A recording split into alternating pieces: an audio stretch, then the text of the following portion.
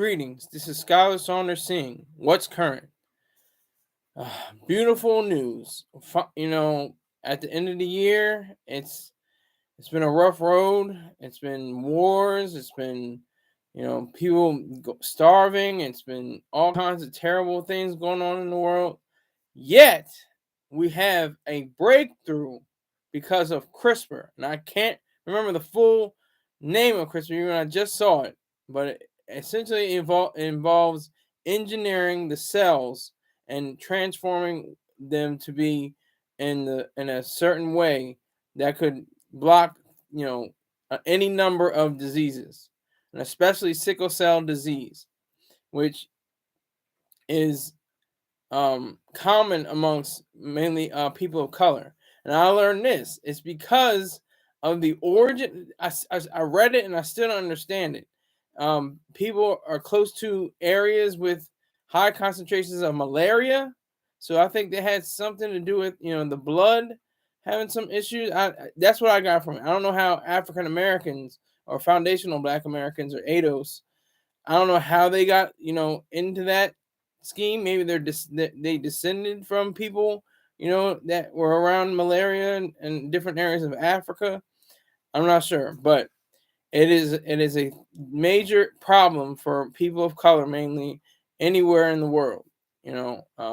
It's debilitating. It's a terrible, horrific disease that causes excruciating pain and just complete discomfort, and it needs to get the hell out of here. And so, through the mind, through science, through reasoning, through reason, we have these people that doctors and researchers and scientists, not the FDA.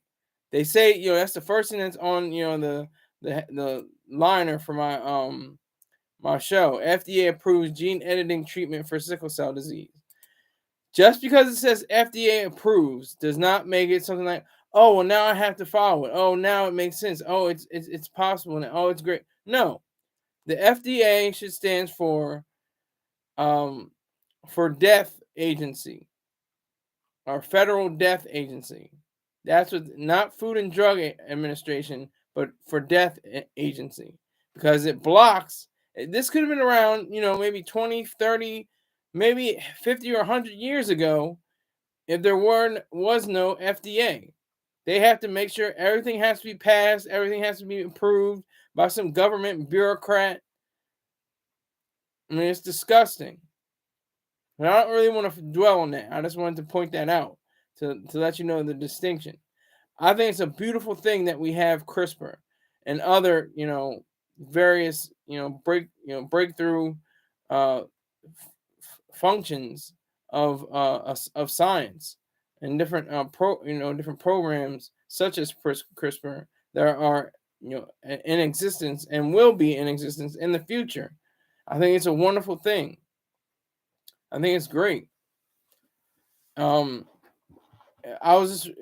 on CBS. It was a story about this young black boy, and he had terrible bouts with sickle cell and disease. He had lower back pain that was just crushing, just completely take him out. He couldn't even move in some instances, and they did the trial on him, and lo and behold, CRISPR worked. It worked for him, but the sadness is this. I have to keep going back to the negative. I want to go negative. I'm going to go positive, just to give you the right side of the story.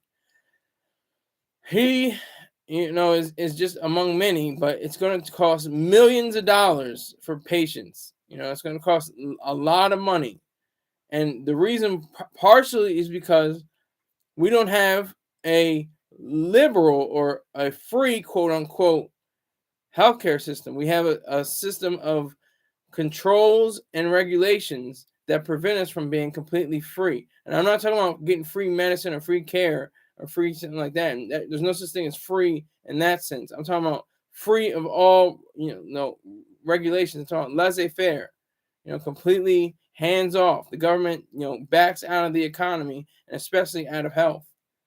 That's what I'm talking about. So The prices would plummet. There would be a revolution in the way people get cancer care, people get other forms of dementia and forms of psychiatric care. It will be all taken care of.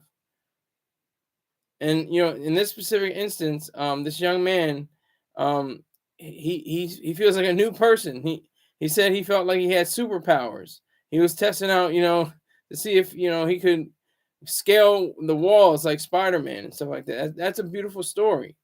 And there has to be, thousands, if not millions, of other stories that match his or should match his with CRISPR. That should be our main focus and our main goal.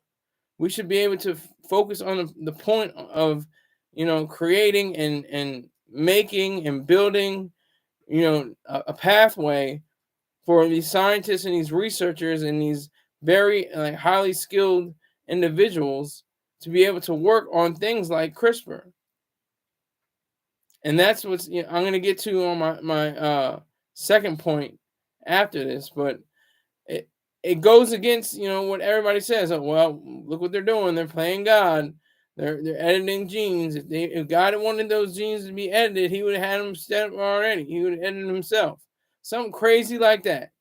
Crazy, ridiculous, evil. Not even crazy, just evil, vicious. That some supernatural being, some mystical force could have some bearing over a young boy's life, have something like that, instead of the actual nature and science and reality and all these things, reason, thought. They go into what it means to have a debilitating disease and have it overcome it. I mean, what are the possibilities for all the different types of cancer there are? What can CRISPR do? Oh, but what FDA? Wait a minute, slow down. You're going too fast. I know you wanted to get this done, but we have to do other trials. We have to test this. We have to look at that. We have to see this. And it should have no bearing. The government should have no role in what happens with the care of individuals in this country, in the United States of America. None. Have zero role. Have a zero. And so, with this young man, he just he's excited, he's happy. There's, he learned about, the life expectancy of people with sickle cell anemia. I can't say anemia. I think it's different now. They say sickle cell disease. Sickle cell disease is about 40 years old. If you live past 40, then you're very fortunate, because not too many people escape, that marker on their lives. And he said, I want to live past 40. That's a beautiful statement. He wants to live past 40. He doesn't want to say, oh, if Jesus comes and takes me any day, I'll be all right. Or if God wants to have his way and take me on any day, he said, no, I want to live. I want to have my own life. I want to be selfish. He didn't say that. I'm putting words in his mouth, but he wants to be his own person. He wants to be an individualist. He wants to live life. He wants to continue. He wants to enjoy this glorious existence that we have. This world is wonderful. It's full of fascinating things. So many things that are completely exhilarating and just way heavy on, not way heavy, but way on the soul. That's deep and profound. That's something that should be noted, something that should be stated. That's what I'm talking about. That's what's so precious, I think, in this whole scenario. The fact that we have, even people as young as he, I think it was I don't want to say his age, I can't remember it, but it doesn't even matter. He's a minor. He's under 18 years old. He wanted to have another chance at life, and the involved CRISPR involved even chemotherapy to wipe away the other genes. And then when they put in the new genes, that really got like an engine going. Like it got that, got the gears greased and the wheels turning. That, I mean, that supersonic speed almost. And it says, to translate, the health system, that we have in this country is so broken that we have to even celebrate these various breakthroughs. They should be common. They should be every day. They should be, oh yeah, I just got rid of my sickle cell disease. I'm all right now. It's all good. Like that. It shouldn't even be like, oh my God, we have a breakthrough. This is going to be extraordinary. This is amazing. It shouldn't even be like that. This should be an everyday occurrence. This should be something that we should experience all the time. This is something that should always have a bearing on what we do and who we are, no matter what the circumstances are. That should be always true. Should always be about being the greatest. If we're, the noblest nation, ever devised, we have to realize, how, fortunate we are to live in a country that that prizes reason for the most part. It's mixed. I mean, I'm sure the scientists and the researchers, they probably pray to God. They probably are, part of the church and stuff like that. Most likely. I mean, there's probably very few atheists and even fewer objectivists, that are part of CRISPR teams.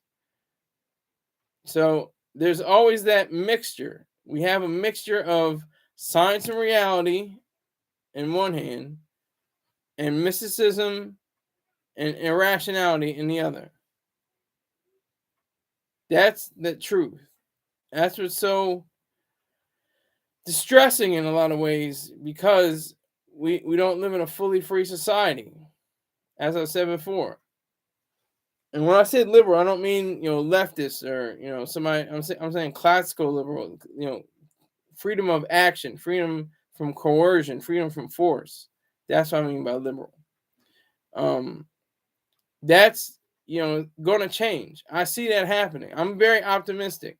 I don't want to be too optimistic, because you have a pitfall into something that's too optimistic. But I think that over time we're going to experience something in the United States akin to the Industrial Revolution and of course the Enlightenment, which is part of Industrial Revolution was part of it.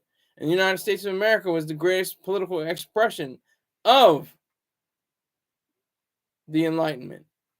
So when we have Enlightenment 2.0, when we have that way of doing away with God, doing away with collectives and different status, social orders, and the worst, the leukemia of all despicable ideas, altruism, which Ayn Rand said was like a blood disease. I call it leukemia, the leukemia of ideas, altruism. It's very difficult to fight that, but it's just like CRISPR. CRISPR, it may take like the trees, like science and medicine and all those, all that are the trees in the forest. The soil is philosophy. That's what Ayn Rand said. The soil is philosophy. We don't really, pay attention to what we're walking on. We're walking on what makes these trees possible. Psychology, astronomy, oceanography, all the graphies, anything, biology, physics, chemistry. All these are the trees in the forest. And the soil is philosophy. So we have to respect those that make it possible, like CRISPR, like so many other different treatments. And we have to, start the ball rolling on getting rid of the FDA. We have to get rid of the Food and Drug Administration. It's imperative. It's for death agency, FDA. Because so many people have waited, millions of people have waited for different trials and for different tests and different drugs that could have saved their lives or prolonged their lives just a little bit more.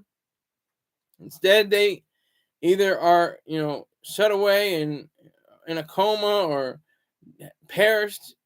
That's the saddest part. That's the saddest part about all of this. I see one person in here. Do I even know you? Have you been in this live before? I'm usually on at 4 o'clock, but I said I'm gonna come in on at 2 and Eastern time. So whoever you are, I appreciate you. Thank you. Salute. You may not say anything in the live chat. I'm not sure who you are, but tell 2 or 3 people about me. Don't tell 4 people about me. Let the 4th person say, "Who is this goofy nigga with the hat and the tie? What is that about?" Yeah. So we need things like CRISPR in our lives. We need people, brave young men like the gentleman in the story. Let me see if I can find his name.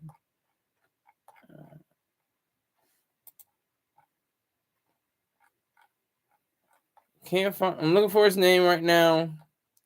Johnny Lubin. He's 15 years old from Connecticut. So if Johnny Lubin can understand the profound, implications of what CRISPR means, then I think any human being, any American, any person in the world with, the sense of rationality in their mind, even in the sense of it, can understand how powerful and how wonderful things like CRISPR actually are. Sickle cell disease is such a devastating condition. And we, take for granted the people that don't have sickle cell disease. I'm a man of color. I could have easily gotten it if my parents' genes matched up, that caused sickle cell disease. And that could have happened in any of my family members. One of the famous people that I can always think about who had sickle cell disease is the singer from TLC, the T in TLC, T-Boz. T-Boz, had various encounters and various experiences with the pain that comes along with her disease. I think let me see how old she is right now. Let me see how T.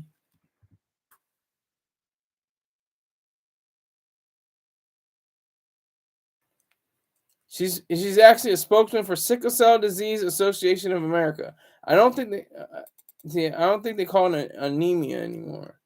It's just called disease. And she talked about it in 1996. Let me see how old she is. She's 53. She's 53 years old. Tion T-Boz Watkins. So she beat the odds so far. She's beaten the odds. She's lived past 40 years old. That's not a blessing. That's not, luck. That's science. That's reason. That's thought. That's truth. Laid to bear. And it's extraordinary that we have various people that can stick up for people. I mean, they use it in art all the time. I think Tyler Perry may have written a few scripts about people with sickle cell disease. I'm pretty sure there's countless other movies around the world from Nigeria and other places. Nollywood, as they like to call it. But yeah. So and people have made films in America and stuff like that about sickle cell disease. So I think it's a very welcome kind of place to be in, to live in this day and time. We're very fortunate, not blessed or lucky. Lucky is social, blessed is mystical. But we're fortunate to have people of the mind. That is men and women who think, that create, who build, who make, that study, that do treatments, that do trials. And it's a sad shame that we have to say, "Oh, well, the FDA approved it, so it must be good now. Yeah, here we go." And that's not the case. That's not the case at all. It's the absolute opposite. They should have CRISPR be the number one, way of altering the different diseases in the world, and especially in America. I mean, there are people that have won.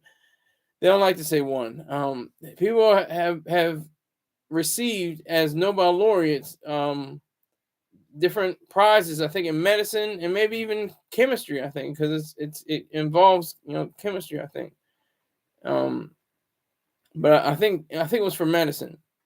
But that's just a great look for America and the world, and especially America. I'm just so enamored about this country. I love this country. I don't always in love. I'm not always in love with the politicians or the politics or the government and what it does and what it doesn't do or what it should do or what it shouldn't do. Um, I'm not really into that. I'm really into the fact that we have the opportunity to make our lives better. That's the whole goal. And maybe not even better, the best. Our lives the best.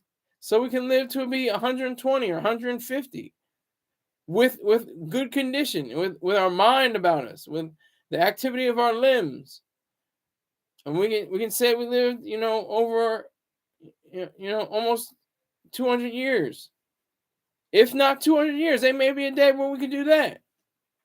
In the past, people lived, to 23, and that was it. People lived to 39, and that was it. And these are relatively healthy people. Just the fact that there weren't, advances in medicine, there weren't advances in science to prevent disease and take care of issues ahead of time, so they would perish, years before their time. But look at the past few famous deaths that we had. Ryan O'Neal, 82. That's relatively, a good run. Henry Kissinger, 100. Sandra Day O'Connor, 93. Henry Kissinger, 100. Rosalind Carter, 96. And Norman Lear, 101. And he still had his mind about him. He still had his thoughts. He still has his reasoning. He had his mind. Just like Kissinger. Kissinger was able to talk, even though he wasn't the best representative of America for the most part. But he was able to, still express his ideas. He was still able to, to get around, just in a obviously slower state, reduced state. But that's just, it goes to show you the power of the mind. CRISPR is the power of the mind. CRISPR shows us that we are able to do things that we may not have been able to do decades ago, even centuries ago, maybe millennia ago.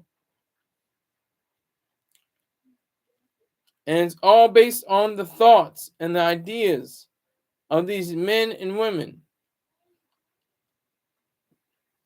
The FDA could have shut this down. That's how disturbing this all is. They could have just said, no, no, it's too weird. You're playing with God. You're playing God. You want to do things that shouldn't be like that. Should be natural. You shouldn't be messing with the genes. They could have literally said that. Fortunately, they didn't. They passed it.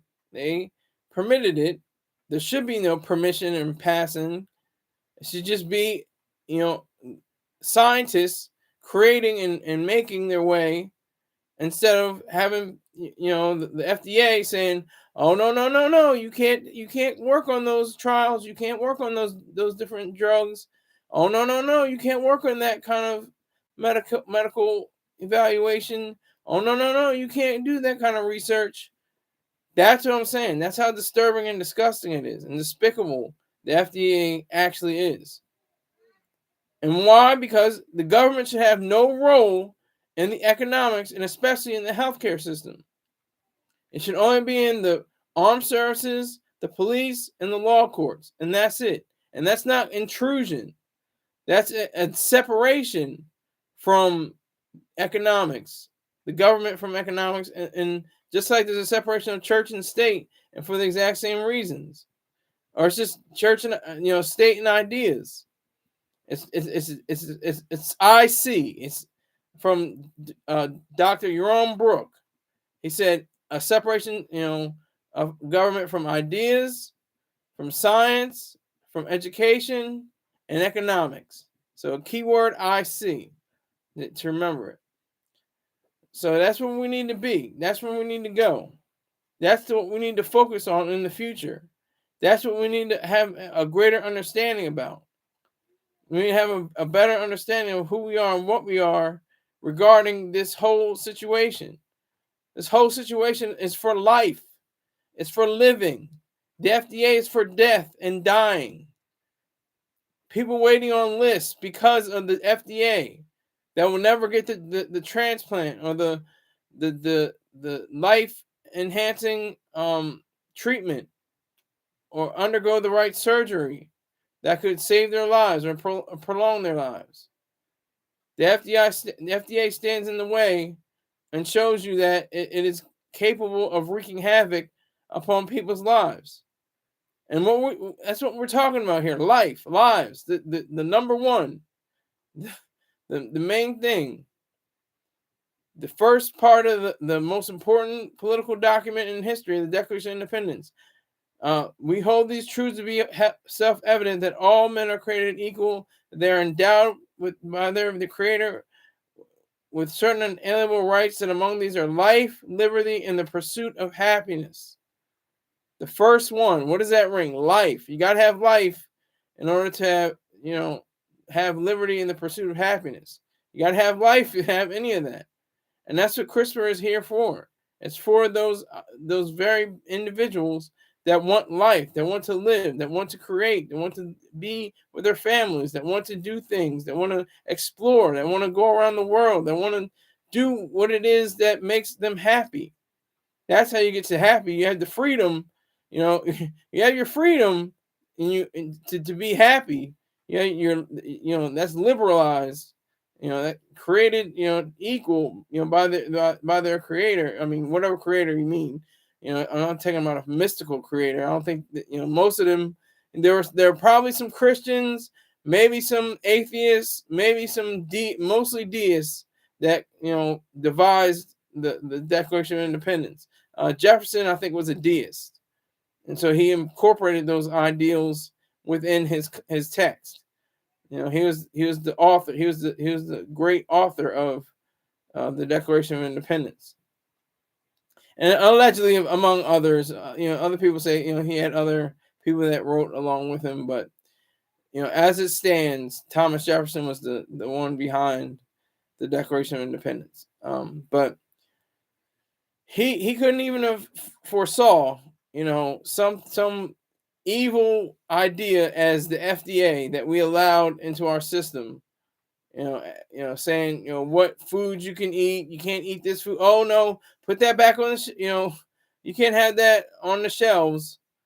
That's going to cause them to have some kind of debilitation. I guess, I don't know. Maybe we're not sure. I guess we're just because we feel like it. That's basically what it comes down to: feelings and emotions, not reason and rationality. That's what it's going to come down to. It's going to come down to the fact that no one is going to be part of what it means to be in the ideal of what it means to be an American. That's what it's going to take. It's going to take a lot of doing to undo. It's going to take a lot of undoing to undo the clutches of the FDA. That's what it's going to take. It's going to take a lot of undoing. It's going to take a lot of problems that are going to make it worse for people to live their lives. That's what the FDA, that's what they'll argue. Oh, we're about saving lives. We're about, creating a way for people to be proficient and proper in their lives and to last longer, to live healthier. And that's all bullshit. All of it. All of it's bullshit. They want to control, they want to regulate people's entire existence until it doesn't even matter anymore. So I just wanted to say, forget all of that and, look up breakthrough in CRISPR and sickle cell anemia, because it's a great story. It's the stuff movies are made of, or books. It's a great tale. Young man definitely showed enthusiasm and joy for having this treatment, and I'm saying it's a plus for everyone. Now, as I go on to say it's a plus for everyone, here's the question: when don't we play God? When is it? When is the place that we don't play God? We drive cars. We fly airplanes. We have ships. When don't we play God? All these things are we're not are something that we're not supposed to have. Look at the Amish. Look at the Mennonites, especially the Amish, because the Mennonites sometimes have vehicles.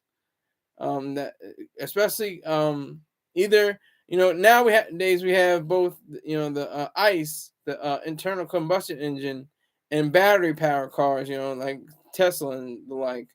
But when aren't we playing God? When do we not play God?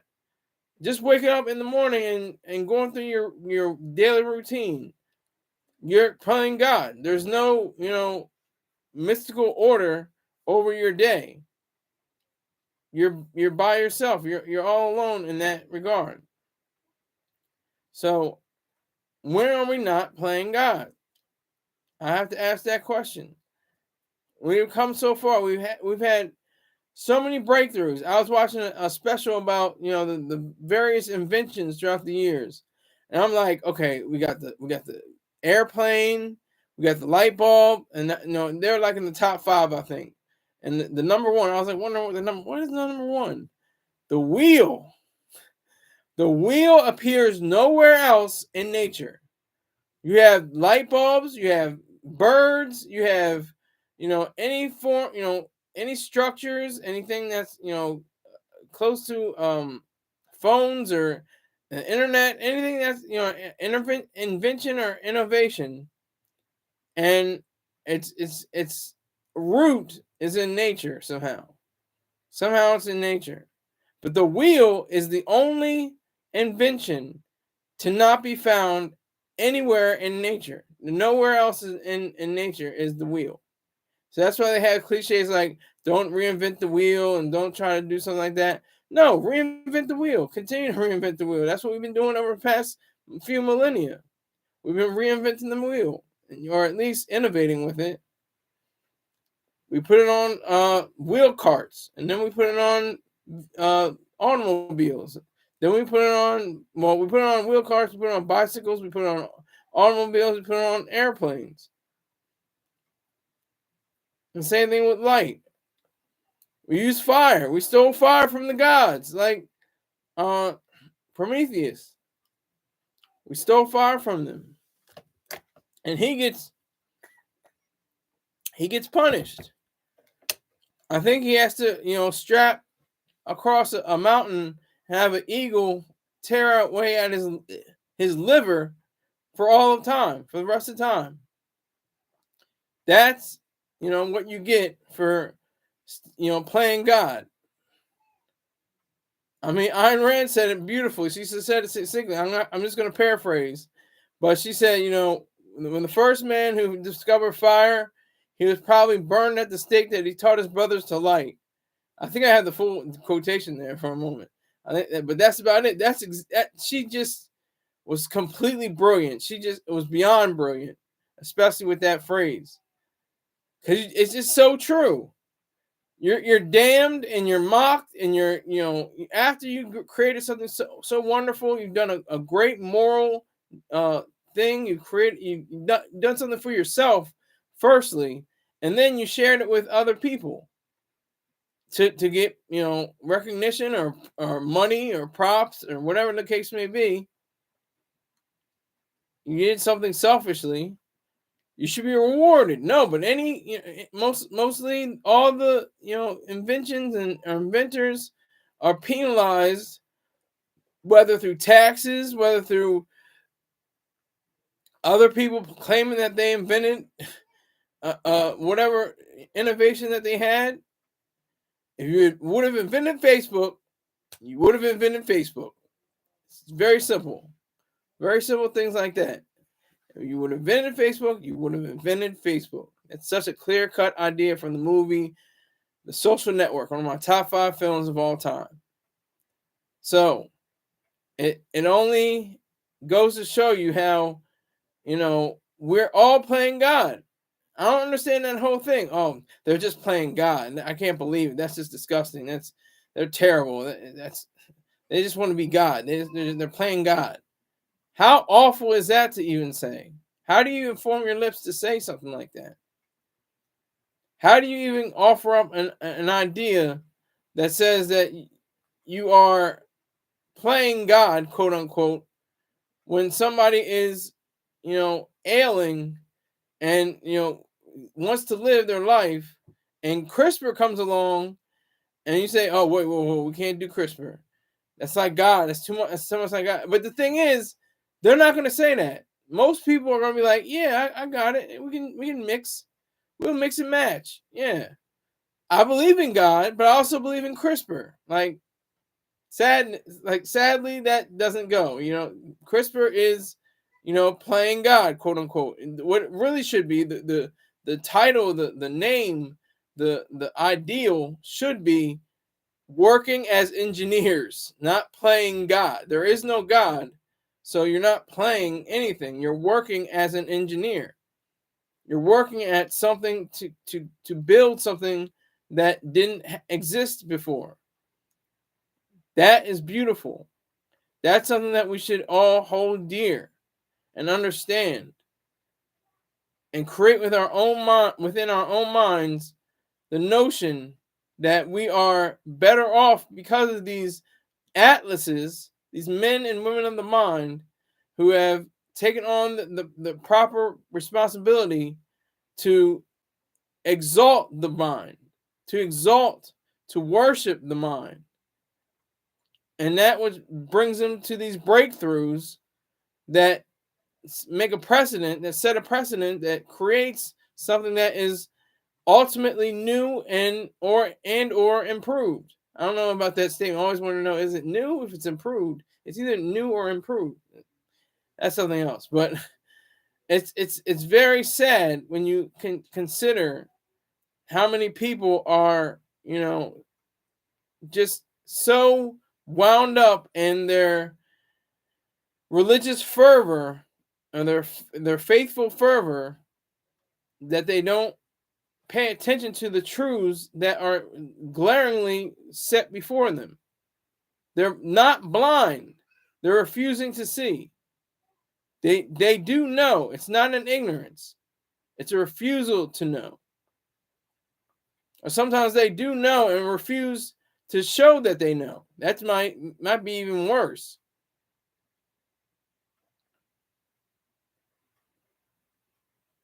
It's probably worse than a refusal to know, because you know better, but you don't act like it. You're not showing yourself to be worthy of whatever the CRISPR or whatever the issue might be. You know all about it, and still you go against it. You go against the idea. You go against the whole thought. That's what's sad. That's what it's such a situation where it's a problem. And I think it's something that wears upon us and has a great deal of a sense that people don't really understand. People don't really get. They don't really, either they, like I said, either they know about it and don't want to act like they don't want to know about it, or don't know about it and don't want to know about it. Maybe that is worse. I don't know. We'll work that out. But that's where we are. You have these things like CRISPR. You have these things that, they say they're playing God. You're working as an engineer with this. That's what is so important to really understand. That is what's so truthful, so powerful for us to understand how it is to be like with CRISPR, to know that there are men and women out there that are, enjoying their lives. They enjoy their work. They enjoy what they're doing. They enjoy whatever the case may be. They enjoy what they do. They enjoy their lives. They enjoy what their entire world is about.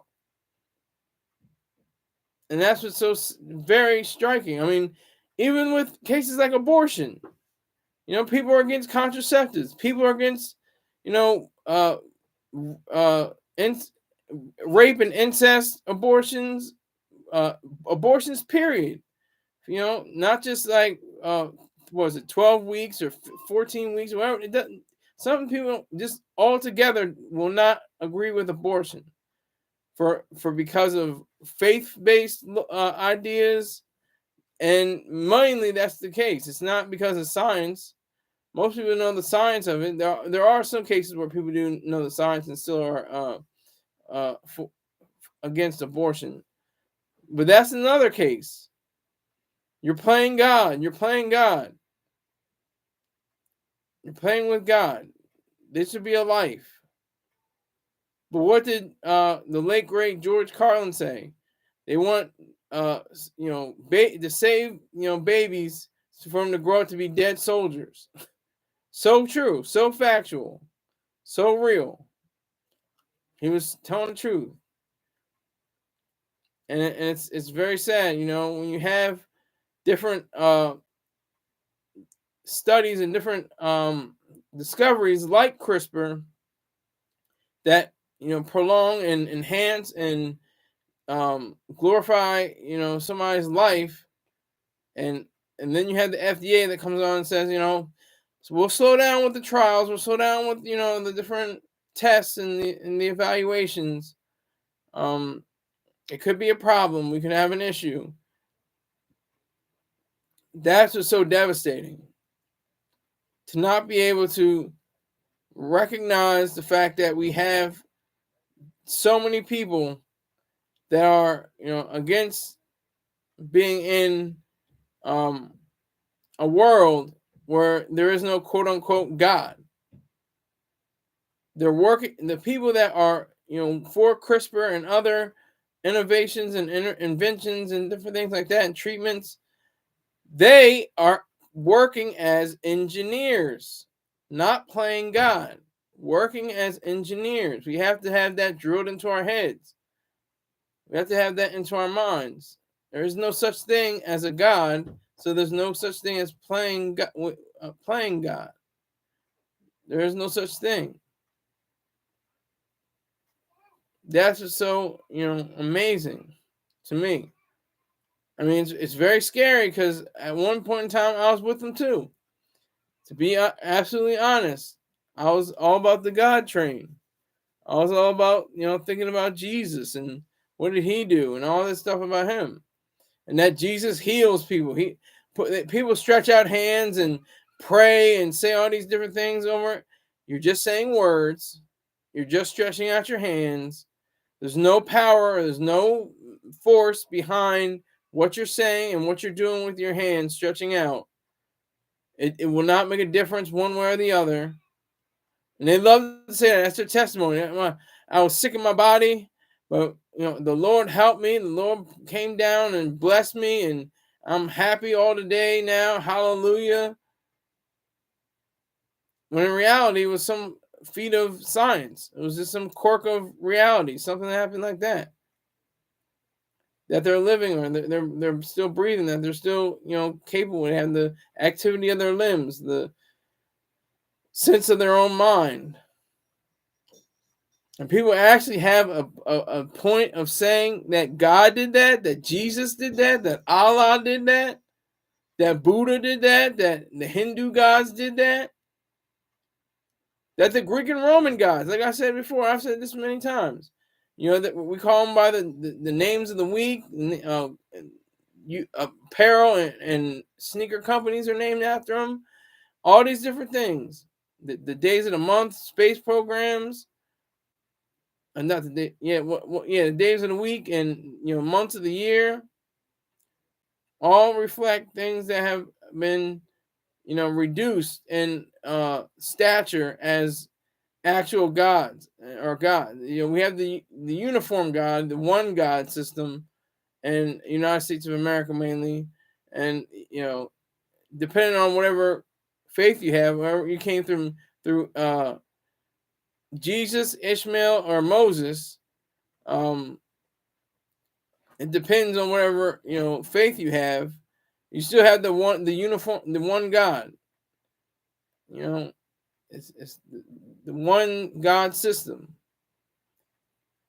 So it's very sad. It's very sad, and it's very scary that you can live your whole life. Some people live their whole lives knowing and believing and saying and doing and shouting and praising and hallelujah and all that, when in fact there is no God, and there's never been any evidence to be present.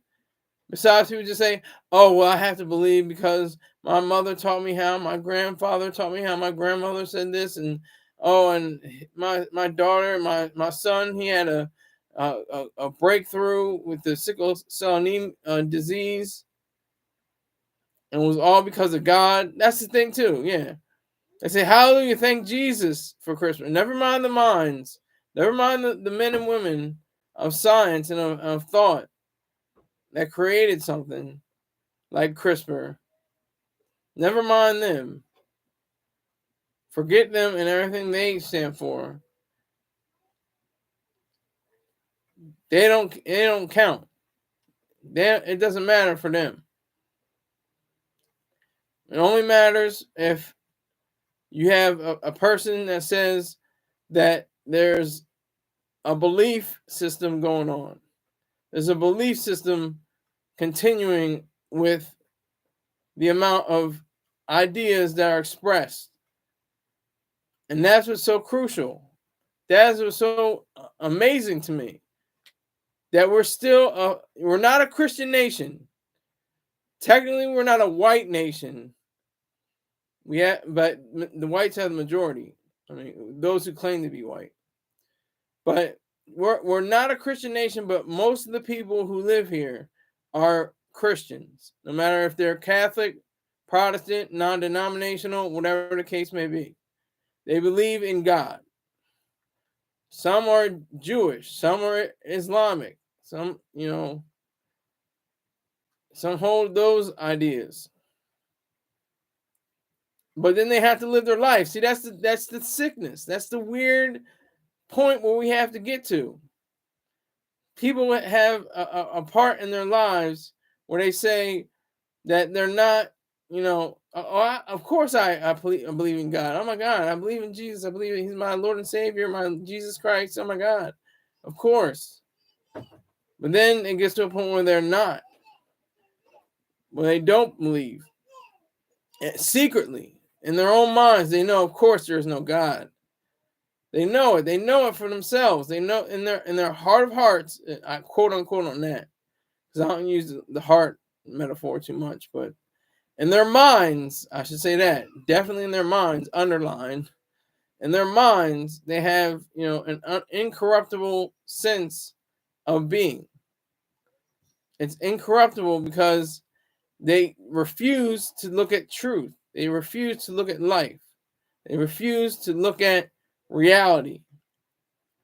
They have a sense about them that says they're guided by something outside of their own reason, guided by something outside of their own truth. What the truth that is, real. They're not, they don't give themselves enough credit. They don't give themselves enough space. They say everything is God. Oh, that's God. That's God. That's thank Jesus. That's all God.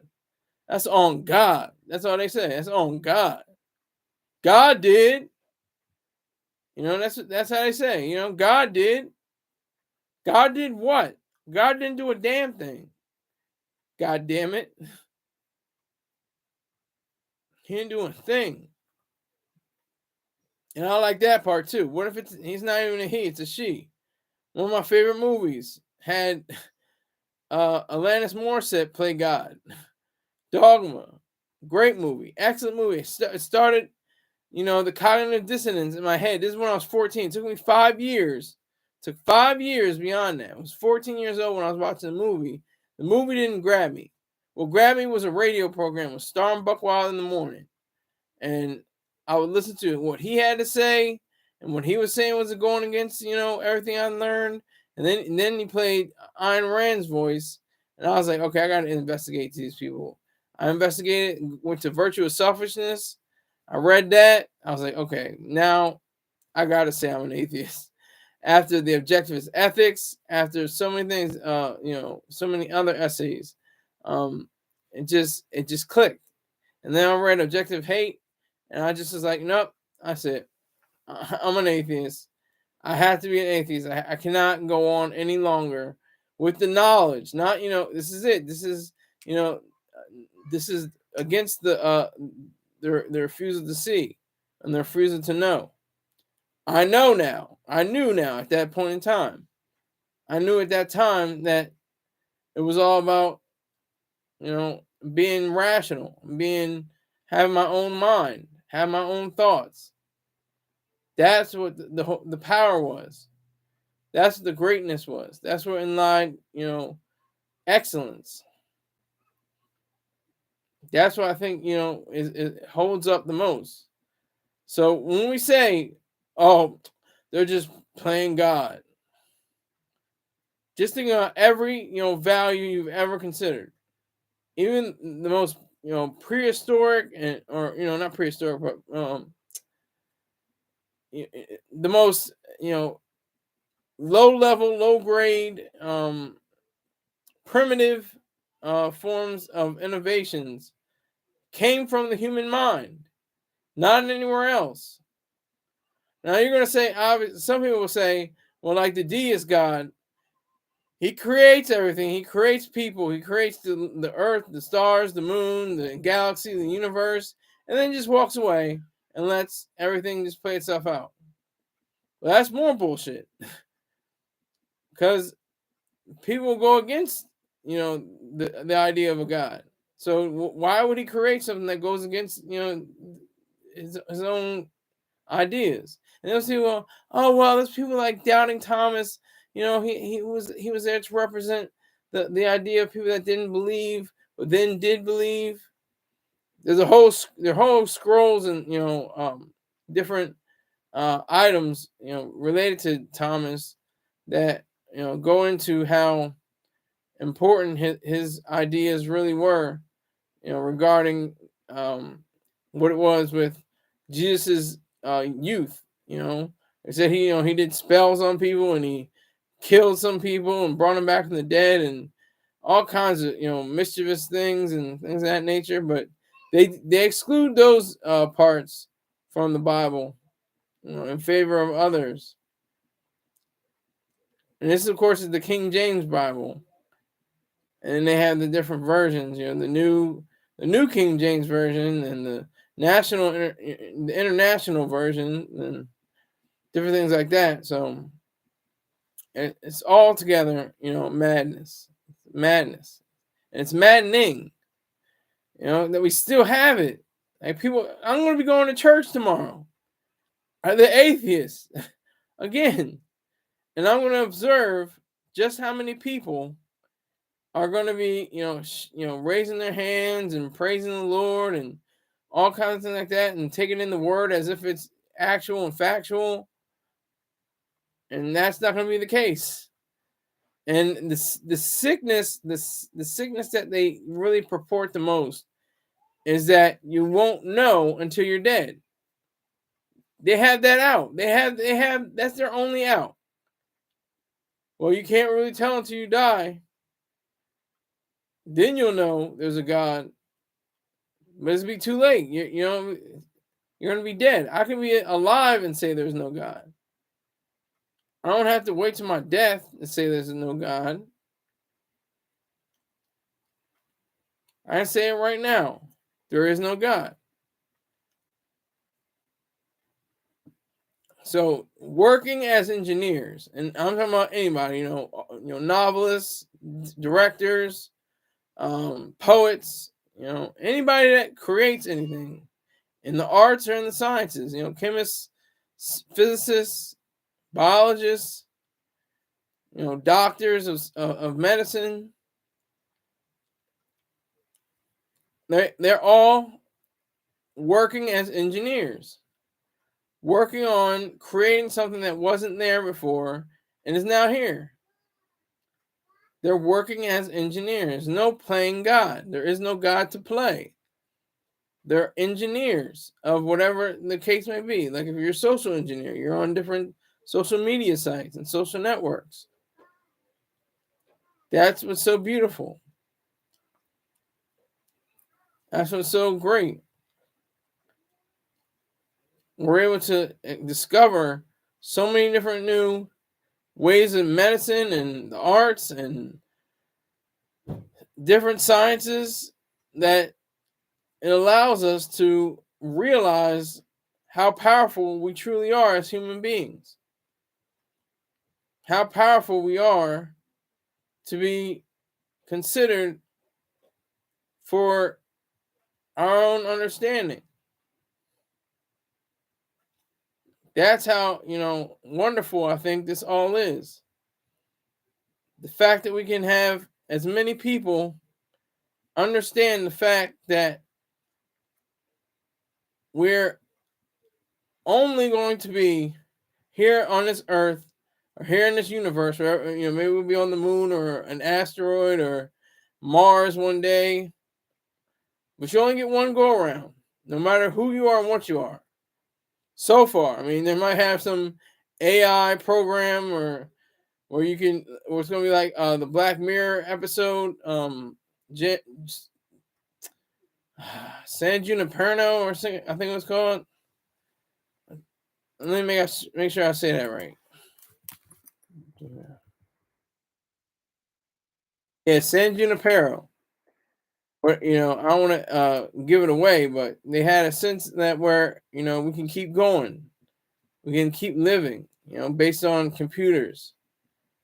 Now that may or may not happen, but as it stands, as under the sound of my voice right now, we do not have such capabilities. It's a one-time kind of deal. You get one turn. I see one person in this live. Whoever you are, tell 1,200 other people to come into this live. Now you're going, okay. People are stepping in like, oh, I didn't mean to come in here. Let me get out. All right. But no, it's only one shot. You only get one chance. It's like the Eminem song. You only get one opportunity. Would you capture it and just let it slip? I mean, in life, fortunately, there are multiple opportunities, and just one opportunity. You can get multiple opportunities over your life, or the expanse of your life. That's what's so powerful. You get that chance, and how you live, and what you're living for. That's the power. That's what makes things, ultimately better for everyone, but especially the individual. Makes it better, CRISPR makes things the best. CRISPR is so exciting. I just love the idea. Even the name sounds cool. CRISPR. It's like it's cool. I mean, it sounds crispy, or crispier and like in the air.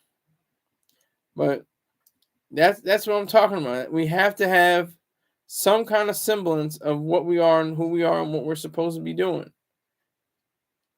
and not the idea of quote unquote playing God. Working as engineers, being the best poet you can be, being the best director you can be, being the best physicist you could be, being the best screenwriter you could be, being the best playwright you can be, being the best chemist you could possibly be, being the best engineer, of course. I mean, literal engineer, not just the name I've been talking about for the past few minutes, but an actual engineer that works on roads or works on veins to, for somebody's body. Those are the various types of engineering. Whether you work on robotics or, blood vessels.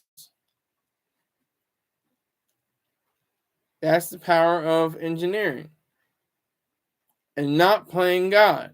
That we have to strike that from our ideal, our vocabulary, our words. It has to be brought about to a point of saying we're tired of this. We're going to throw down the shackles. We're going to step forward. And in the back of my mind, I'm thinking about this movie that was recommended by Dr. Yaron Brook called First They Killed My Father. Excellent so far. I haven't finished it. But excellent so far. Very, cinematic. Doesn't have too much dialogue. Has a lot of monologue. But it's about the conversion of Cambodians to be communistic, and by the Angkar regime, the Khmer Rouge regime, and it's just so eye opening and so gratifying to watch, and so depressing to watch in a way, but captivating nonetheless. It details a young girl's struggle to understand what is going on around her, how she was stripped of her individualism. I mean, they said that. They said we're getting rid of all things individualistic. Or I'm paraphrasing, but you have to dye your clothing in berries so that everybody looks the same. Everybody's equal now. Everybody's equal. So how the hell do you get everybody to be equal? You don't say, "Oh, we're going to raise everybody else's standard of living." All the people that are no, you cut down the people that are smart, the people that are professors, the intellectuals, the people who wear glasses. That's what you do. That's egalitarianism in its worst and horrific form. And it actually happened. This isn't like, oh, well, in theory, that could happen. No, this happened in practice. This actually took place. This actually went down in 1975. I haven't finished all of it, but it's historical drama, so you pretty much know what's going to happen anyway.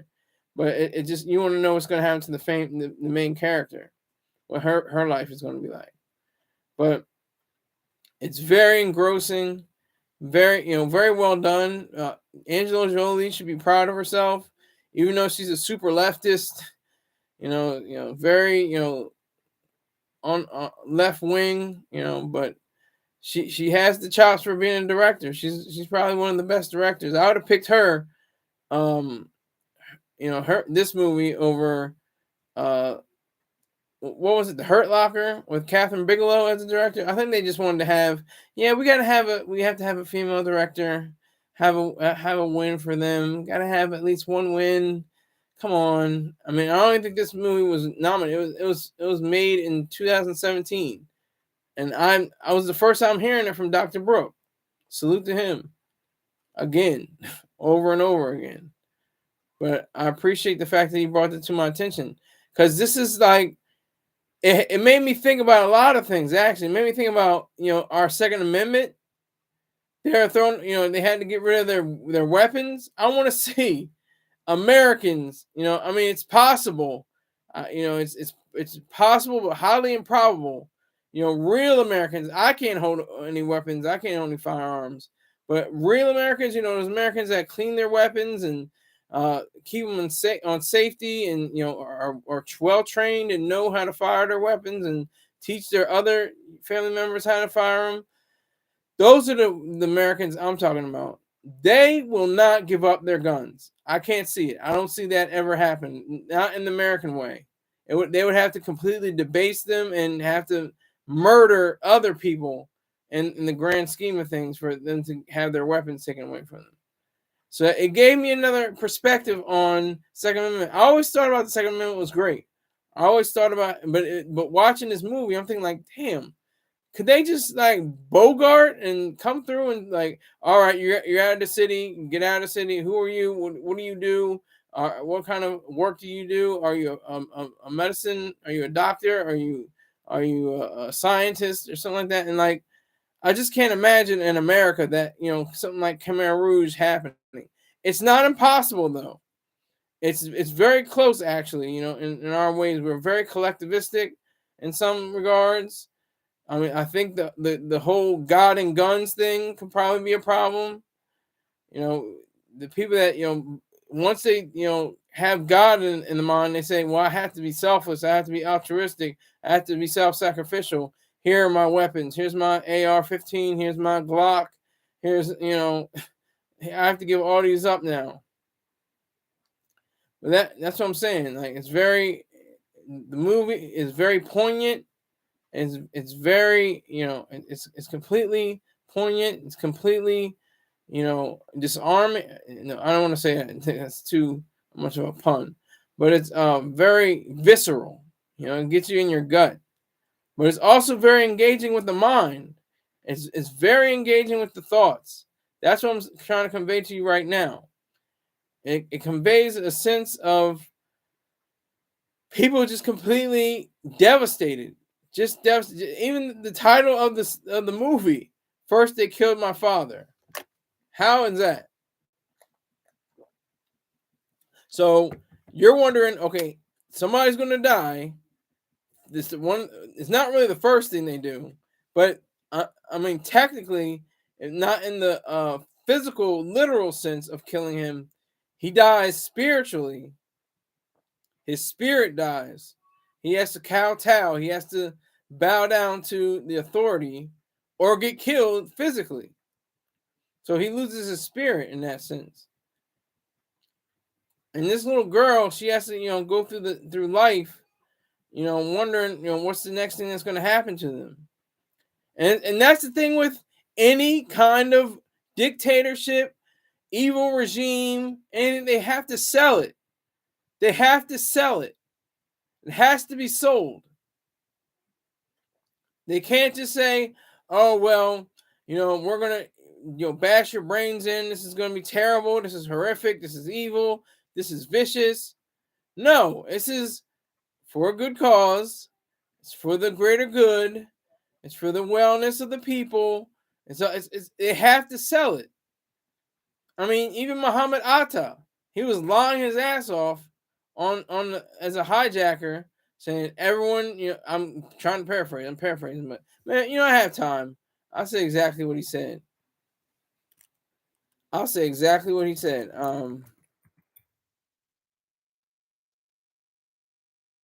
Here's his exact words. I'll look on right now.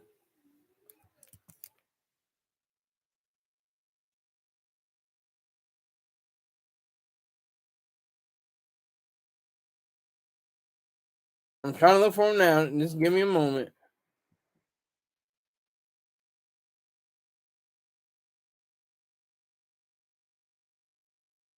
Okay, I can't. I'm looking for it. There's somewhere on here.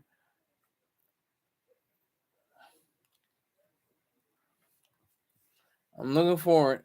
Hold on.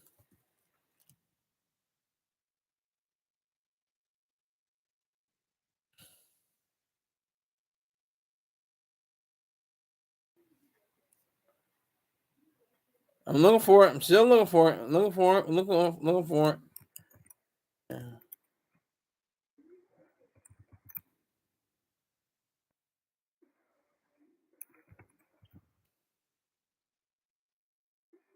I'm looking for it. I'm looking for it.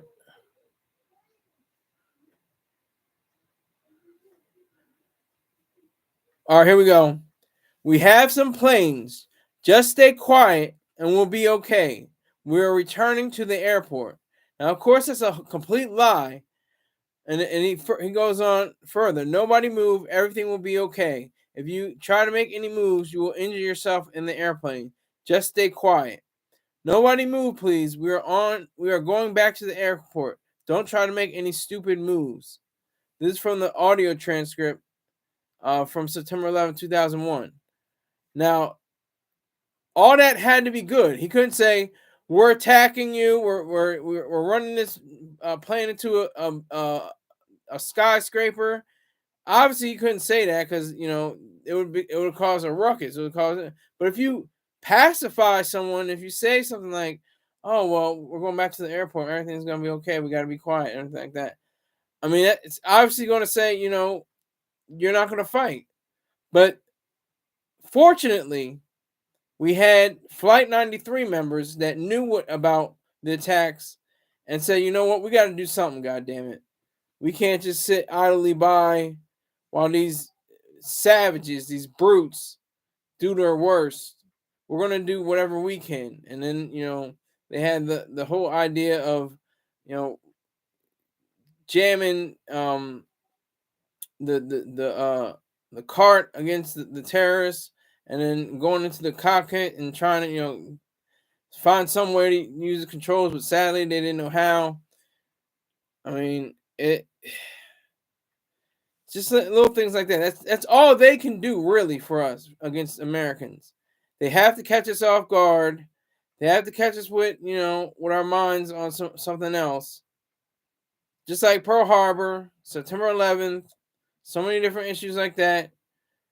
I mean, even the Oklahoma City bombing, homegrown terrorism. He wasn't Timothy McVeigh and Terry Nichols. Their whole idea, I think, was to be agents of God. They wanted to do a good thing, and the same thing with Muhammad Atta and the rest of the hijackers. It wasn't like, okay, you're gonna get beaten to death, and you're gonna go up in flames. You're gonna die a terrible, horrible, horrific death. It's no. There's 72 virgins waiting for you in the afterlife. That's disturbing. That's how disturbing this all is. Everything. The Nazis. Hitler couldn't have been elected. He was elected. And you know what he did? He said, in essence, that I'm going to make a better, civilization. We're going to be a pure blood, pure bred living ecosystem. He had to say stuff that was good, even though it was pure wickedness. It was pure iniquity and evil. But he had to say something that sounded good, or nobody would have voted for him. I'm going to kill 6 million Jews at least. Couldn't really say that. Couldn't really say, yeah, we're going to exterminate some folks. A lot of folks. And psychologically deteriorate, millions more. Whoever's in here and just gave me a like, salute to you.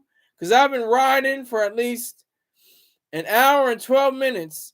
And I have not gotten a like. And some people have come in. Some people have come out. And I appreciate you as that one person. I appreciate that one like. I can go on till 4 o'clock. I can just run my mouth and still be on point, on message, and still have it cohesive and targeted. What am I talking about? How, Stalin, Mao. Oh, it's for the good of the nation. It's for the good of the people. We're going to get, everybody's going to get the same amount of bread. Everybody's going to get the same amount of rice. Everybody's going to get the same amount of water, rations. You go and get your clothing and everything is all right. Tens of millions of people dead. Maybe hundreds of million.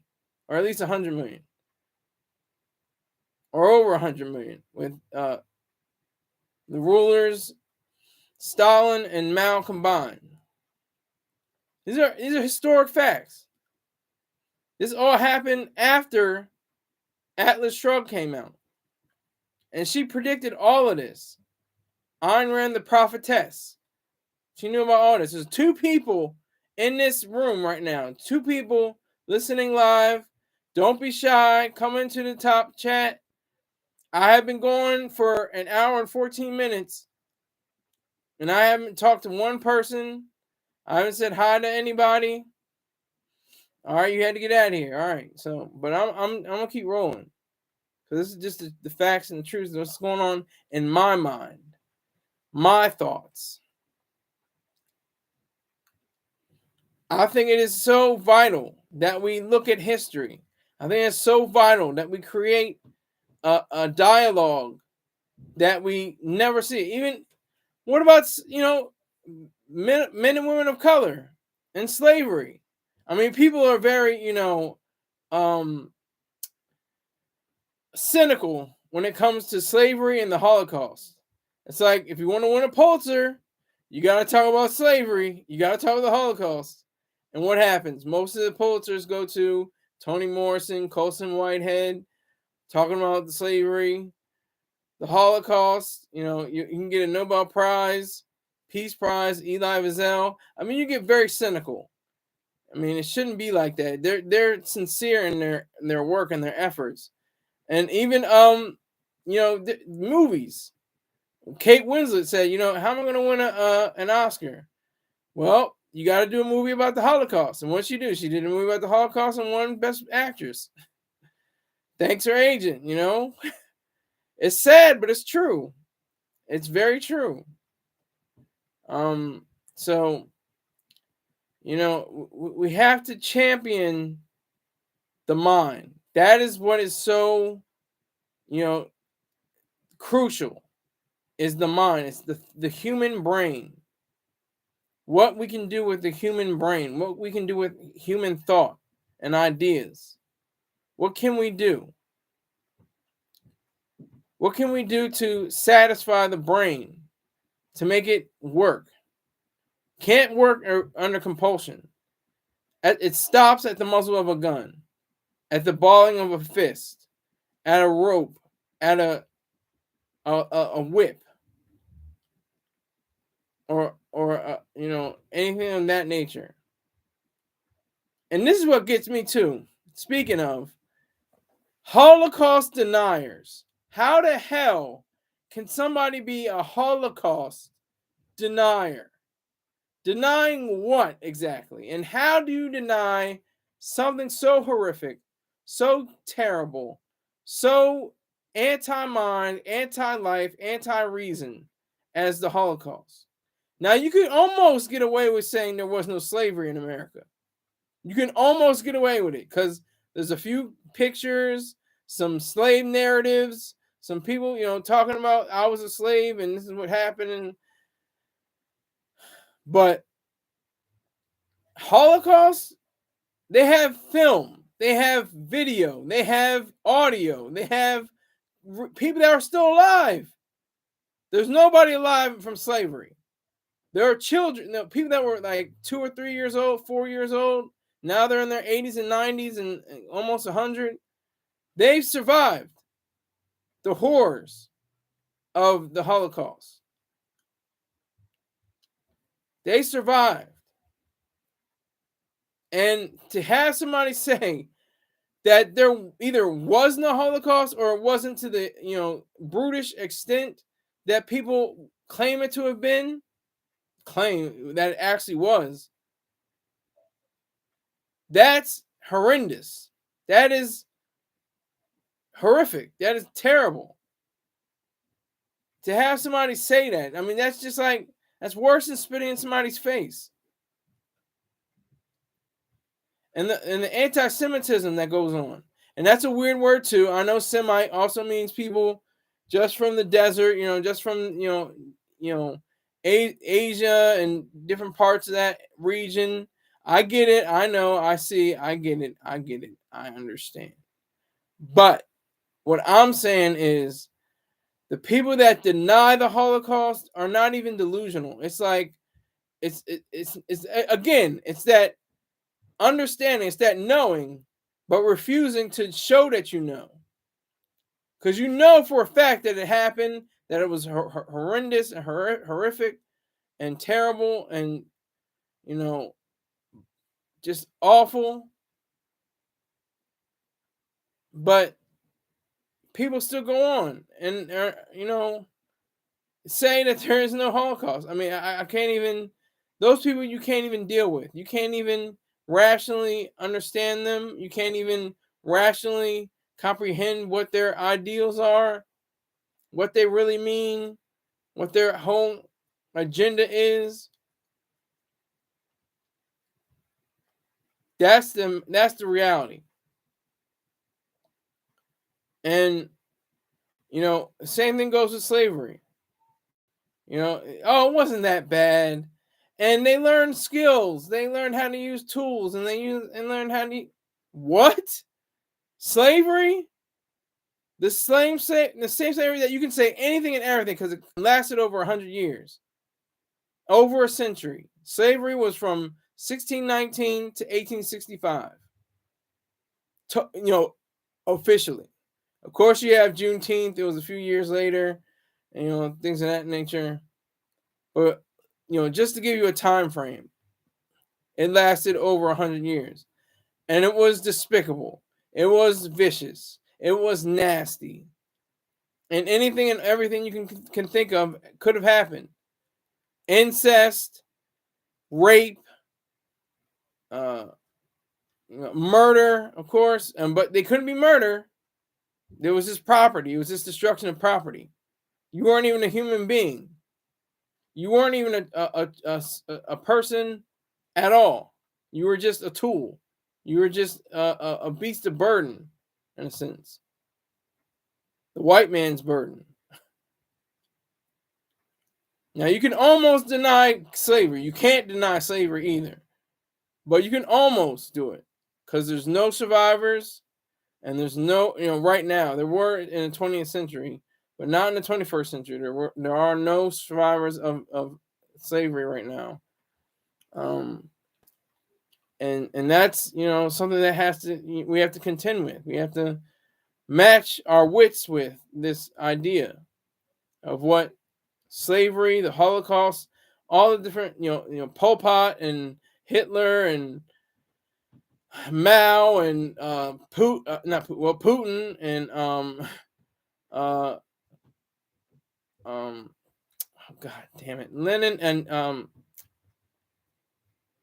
so many others, the dictators, the great dictators. It'll come to me in a second. I just said his name, Stalin. So many different people, that represented the evils of this world. They're in the negatives. Like Hitler's in the negative, Stalin, Mao, they're all in the negatives. You know who are in the low, low teens and low single digits? Are like Nixon, Trump, stuff like that. They're in the positive, but they're not high up. They're pretty low. They rank pretty low.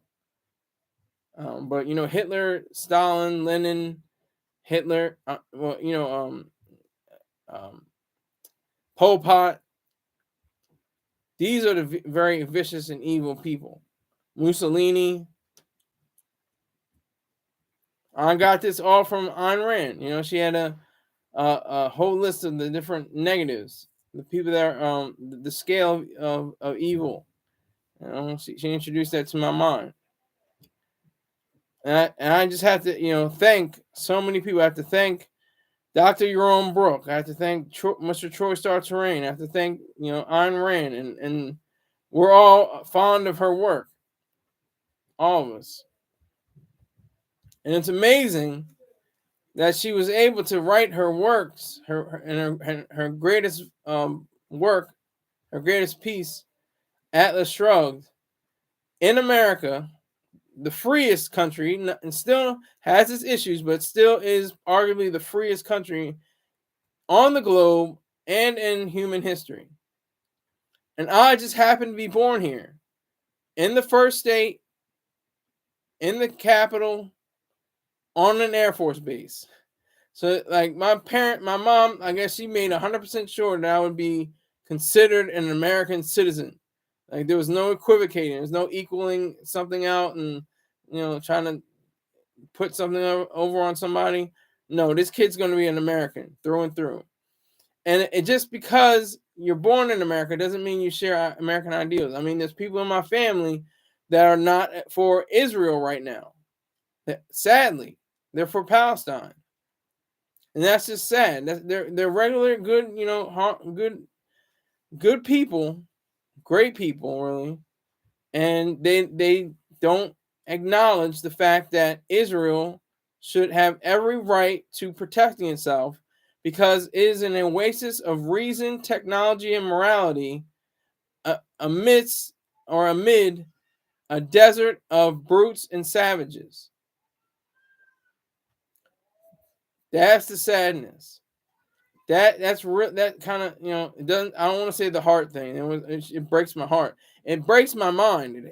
But that sounds weird. But it's an affront to my mind because I love this person so much. But they don't have a clue as to what they're saying or what they're talking about. Even what they say, "Oh, the West, the West. It's all about the West. They're just so evil. They're so backwards." I'm like looking around like, everything that we have are the West. Look at your own clothes, look at your body, look at your mind, look at your car, look at not just the material, but the reasoning that goes behind making a car, making a mind, making a house, making your clothes. All that comes from thought. And there's a whole chain of thought that goes in a process that creates things, that we cherish, that makes things happen. That's something that we have to realize. Despite the fact that so many people are, saying, championing the Islamists and Hamas and Palestinians, and there's really no such thing as a Palestinian because there's no such thing as a Palestine, and Gazans and stuff like that. I mean, and then the truce? Are you kidding me? A truce? When did Hamas have a truce? When they butchered 1,200 people? Did they have a truce? Did they slow down and say, "Oh no, we got to stop killing people. We got to stop with our hang gliders or whatever the hell they had. We can't be killing people anymore. We can't take people hostage." So that's what I'm talking about. That's the sadness that we live under. That's the terror that we have to deal with. That's the horrors that come out of not thinking.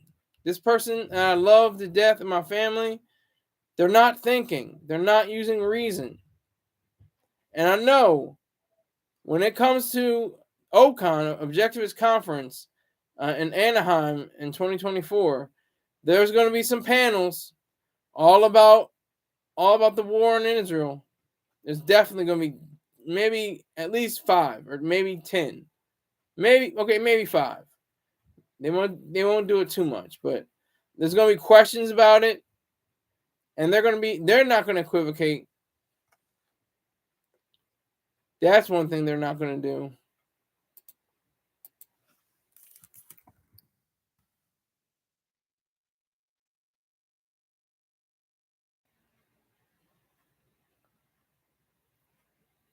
So they're not going to mince words. They're going to tell the truth. They're going to say that savages, brutish human, below human beings, attacked Israel first. I don't care what you say. Well, I mean, now I'm saying that Israel's perfect. They've had some issues in the past before, but this is a totally different issue. This is like 9/11. This is like, you can't blame America for these brutes who slammed aircraft into buildings and into fields. You can't blame them, or you can blame them, but you can't equivocate. You can't say one thing, and using ambiguous words, to try to avoid the truth. So if you have any idea, any clue what it's like to really investigate and really look into yourself and look into your whole entire being, what it means to protect the nation. And Baba Netanyahu, or Benjamin Netanyahu, he talks tough, but he hasn't shown himself to be very strong. He should have never agreed to the truce. Should have never been and that's why Israel got right back at the fighting. And that's what I was talking about the other day with the On the Family episode. Archie Bunker's house, his door had a swastika on it, and it wasn't intended for him. It was intended for another house. And there was a Jewish guy. He comes in and he's like, "Oh, we gotta go. We gotta fight this person. We gotta go against them. We gotta, rise up." And then, Meathead, or Rob Reiner's character, he said, you got to look at peace, man. You got to be real. You got to, we got to do things peacefully. We got things like that. An eye for an eye. We're all blind. Everybody's blind. He was like, the Jewish guy was like, no, that's not how we handle things. We handle things with might. Like, I'm paraphrasing, but that was the idea. And this is like 50 years ago, almost, or more than 50 years ago. I'm just looking at this like, that's how powerful that show really was. That's how, riveting and, truthful it really was. It showed a whole side of life in America, using society, the ills of society, racism, sexism, homosexuality, being, damning homosexuals and gay people, LGBTQ. I mean, they talked about all of that. I mean, it's not even enough to say that the show was ahead of its time. It was beyond time. It was beyond it. It was beyond everything that came after. And there's nothing that has come even close to what it had. Some people had cute little episodes, here and there, but for the most part, the power, the sting, the might of that show, I mean, it's unmatched. It's unrivaled. And like I said, I was just watching it. I'm like, this is what's going on today. This is exactly what's going on today. I just happened to watch this one episode. Matter of fact, I got time if you got time.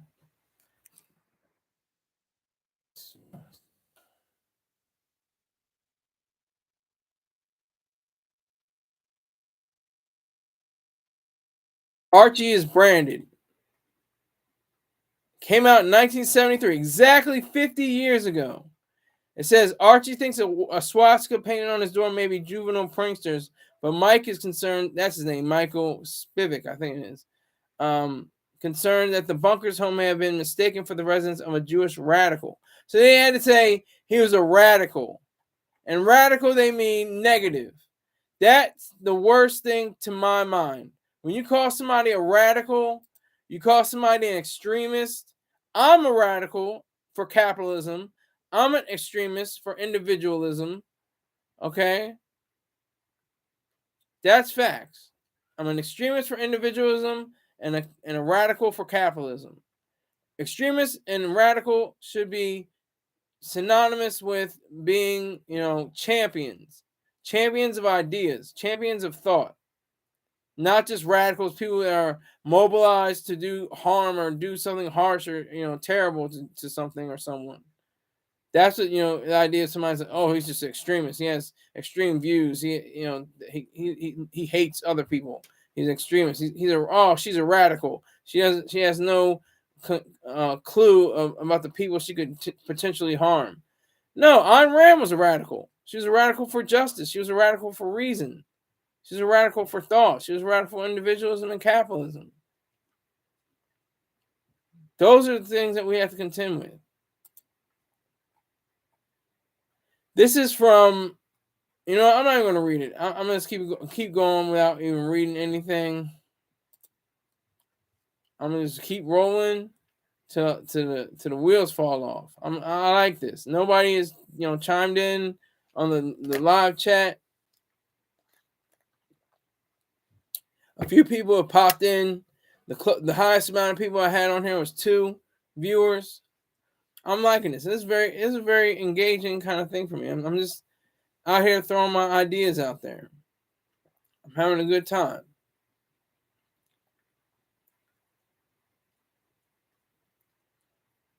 So I'm thinking about all the ways that I can possibly mention the different ideas that I have. I'm thinking about movies. I'm thinking about different things. That age. How are movies even finished? How are even an idea can become a fully realized script and then a fully realized film, and it can have legs and live on its own and have greatness attached to it. I can't wait to see Poor Things. Can't wait to see Poor Things. I know that's going to be a movie that's going to blow my mind. It already looks great. It sounds great. I mean, it has little bits of humor. I mean, I think his name is Yorgos Lathimos, another Greek name. This is what I love about the Greeks. They said forget you for the most part. You got Zach Galifianakis. You got so many others. You got this uh, what is his name? Is it Nicholas? I can't remember his name. Greek Ayn Rand.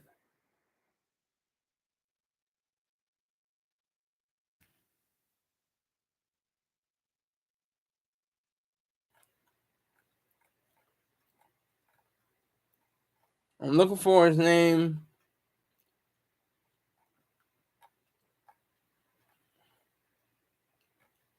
I'm looking for his name. I'm still looking for his name. Oh my god, I can't think of his name. Oh my god. Okay, Ayn Rand. I'm going to Ayn Rand Live. Greek.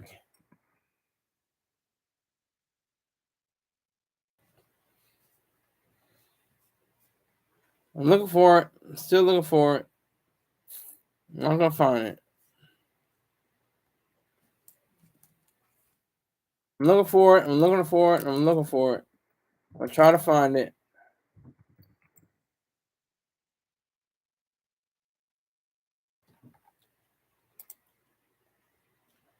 Still looking for it. Oh, this is just great. They got all the people except the one I want.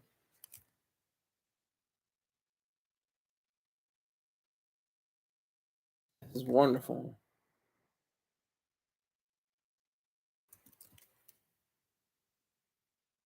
Looking for it. I'm still looking for it. Thank you for your patience.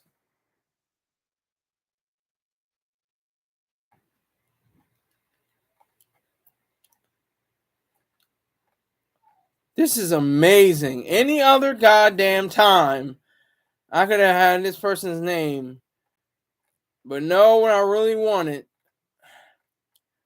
this is ridiculous. Oh, well, I'm gonna talk about it. I'm gonna talk about. I'm talking about. I just looked up Ayn Rand, the valuer. That is the essence of living. You have to value life. You have to value your mind. You have to value thought. You have to value all the things that are come along with life. That is the whole idea.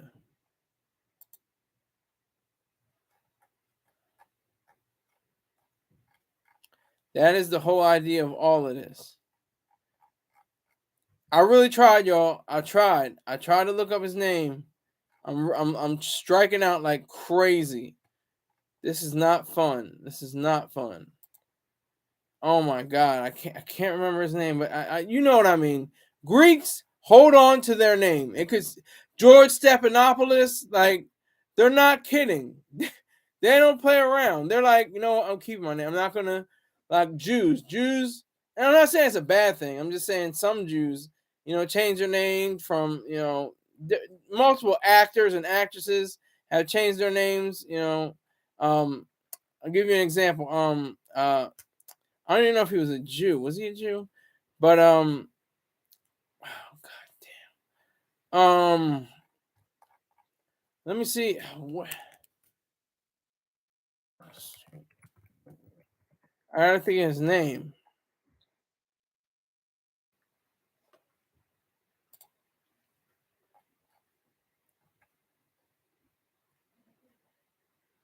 Michael Douglas, Kirk Douglas, he changed his name.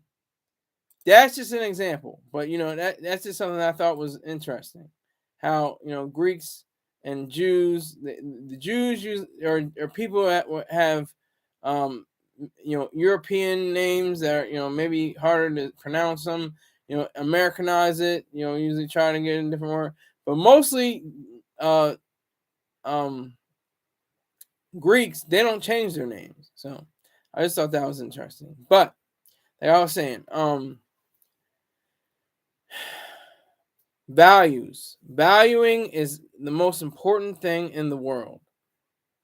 Values. That's what Ayn Rand was. She was a valuer. I've written about this. I've written she loved, cats. She loved, her characters. She loved her husband. She loved life. She valued all of those things. And there's a hierarchy there.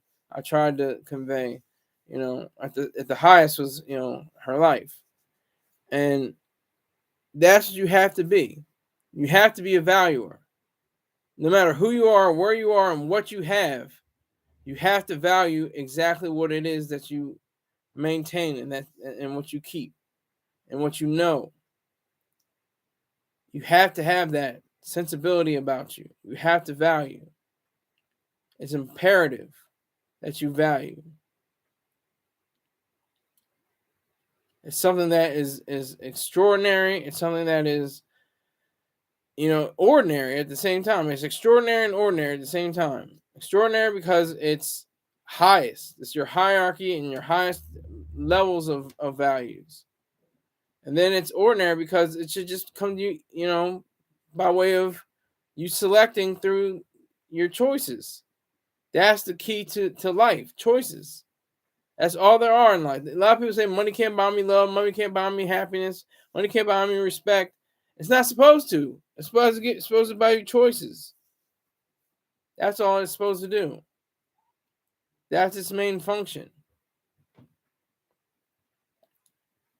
That's all it's supposed to do.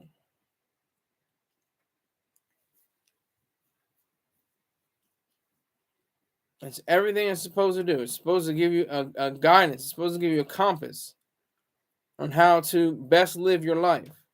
Again, one life, one thing. That's all I know so far. At this point, that we have one life. And everybody's going to die. It's so weird. I'm looking at that. They're going to die one day. I'm going to die one day. Wow, that's amazing. I better make every second count.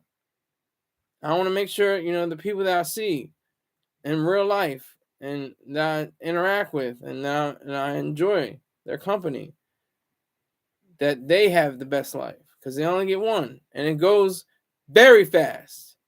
I remember when I was 5 years old. That was 30 years ago. If I have another 30 years, I'll be 75. No, excuse me, 65. Terrible with math. I'll be 35. 35 plus 30 is 65. Simple. I don't know why I said 75. I meant to say 65. Pardon my dumb ass.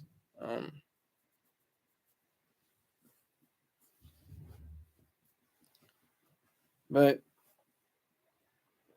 that was the key to all this. That is the key to all this. Valuing. If you're able to value life, you're able to put into order everything that you hold dear, that you cherish. That is, the crux of living. That is the absolute of living. That is the power of living.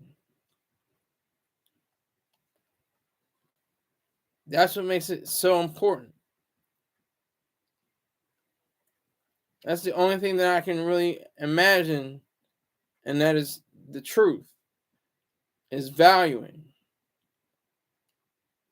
All the things that you do, every choice that you make is value driven, or ought to be value driven if you're conscious of your thoughts and your ideas and your choices. It's supposed to be value driven. Driven by the idea that you can continue on with what you are, and who you are, and what you want to do. That's the power of living our life that is full of understanding and truth. That you provide for your own mental capacity, your mind. That you provide for your own value system, that you have a hierarchy of values, and that you become a valuer, or that you recognize that you are a valuer. I just said, I want to watch the movies. I want, I sidetracked myself, but his name is Yorgos Lathimos.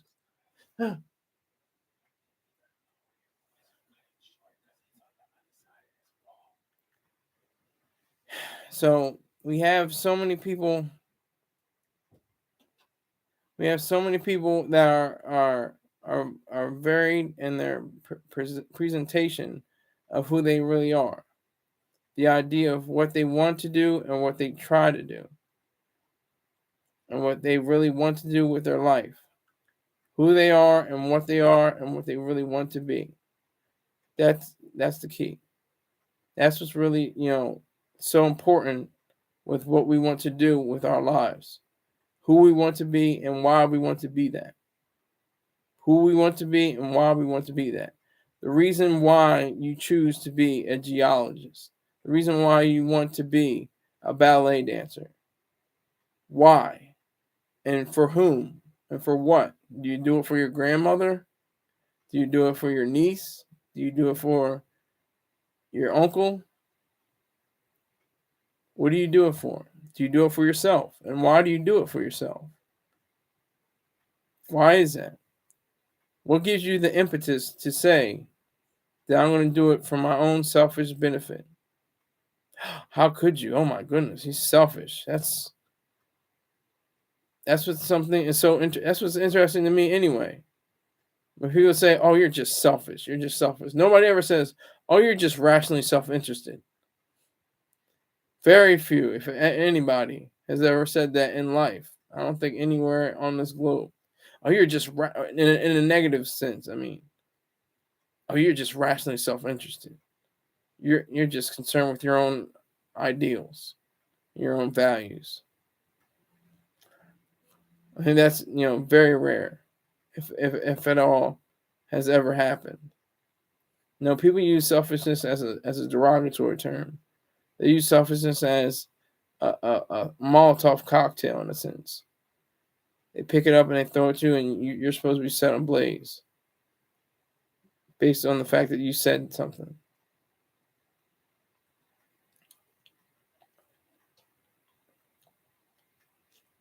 That's the key to that.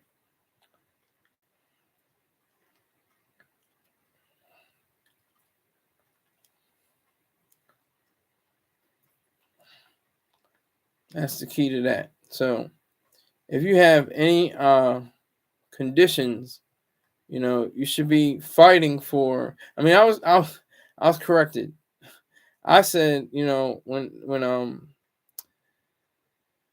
trying to think of his name now. Oh my god, I'm terrible with names. Oh my god, I can't remember. But a fellow objectivist, maybe I shouldn't name his name, but a fellow objectivist said, if you had 5 extra minutes to devote to something that you enjoyed in your life, what would it be? And I said to end, government run schools and get private care only in healthcare, only privatized healthcare. And I was lambasted. He was like, "Oh no, I was waiting for somebody to say this. I was waiting for somebody to bring this up. I can't believe this. Oh my god!" And he was like, "He's just saying, that means you're to the point of selflessness." And I was just like, "Nah, I didn't defend myself at the time, and I understand what he was saying, but I was just saying for myself. This is what I was saying in my head." Because it wouldn't have made sense to try to defend myself. He had a whole show about it, and I didn't want to ruin the show. It would have been too long. And so he just said, I was just thinking that I was saying that um, you know I look at that as selfish. I look at that as completely selfish to recognize for myself what it means to be completely and totally selfish. And I always thought on my own, this is what I thought, even after Ayn Rand, or maybe a little before Ayn Rand, like, well, why aren't, these millionaires and billionaires covering, the school systems? Why aren't there, um, more people, fighting for healthcare that's fully privatized and stuff like that? And it's like, why don't you, talking to myself, why don't you do that? That's the reason why I said that answer. That's the reason why I said that. Because it's like, why don't you do it? It's up to you. Don't think about the millionaires and billionaires and the people fighting for privatized, situation. I wasn't even thinking about what they were. They made a clearer distinction than I even could think of. How well, his wife that he does a podcast with, um how she like fought for City Hall, I guess you can say. She went to many school board meetings and stuff like that, and trying to get privatization in the school system. And remember that we're talking about government schools, not public schools. It's better to say government because that cuts right to the heart of the situation, where it cuts right to the crux of the situation. Not to say that there's going to be someone that says that there's people who are going to discredit you or tear you down. You have to be self-interested. You have to be selfish, and that's what I love about the word selfishness and selfish, because you have to have those as your entire ideas, your system of ideas, your system of thought. That's what you have to have. You have to have that same sense about yourself, and that very same sense to know who you are and what you're about, no matter what. Because there's a lot of bad stuff out there, but there's a lot of good stuff. That's what's so fascinating about this world. It's a tug and war of evil and good. And it looks like evil's winning a lot of times, but good always wins no matter what. Because there's no evil without good. Because that's the only reason why there is evil. Because the good, don't stand up to fight. That's not evil can only win by default. That's the only one reason why evil wins. Because some good person didn't do something at some time. And then when you have evil conquered, like when the North, the Union Army won the Civil War, when the Allies won the World War II, or so many different instances, it created a different understanding of what we are and who we are and what we're about. And that's what I like about, seeing movies. That's why I can't wait to see Poor Things. Can't wait to see how it's going to be executed, how it's going to, show. I remember one of his other movies, The Lobster. Some people said that's nihilistic. I didn't think it was nihilistic. I thought it was a interesting take on romantic relationships and what we do and how we convey our message to one another in life. That's amazing to me. That's powerful to me. The way that we go through our days wondering, if we'll ever find somebody that is with us. And the whole concept of the movie, The Lobster, was okay. You go to this hotel, and you're supposed to find a mate, and if you don't find a mate, you're turned into whatever creature or whatever animal is of your choosing.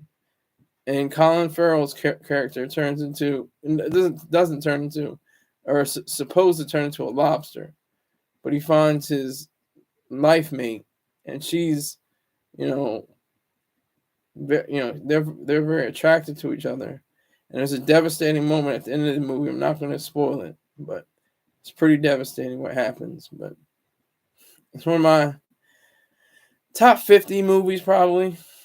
I have a few that are, top 50, but so I like the fact that the director Lathimos, if I'm pronouncing that right. That's what Zach Galifianakis says, by the way, as a joke. Hi, my name is Zach Galifianakis. Hope I'm pronouncing that right. I love that. I love that part.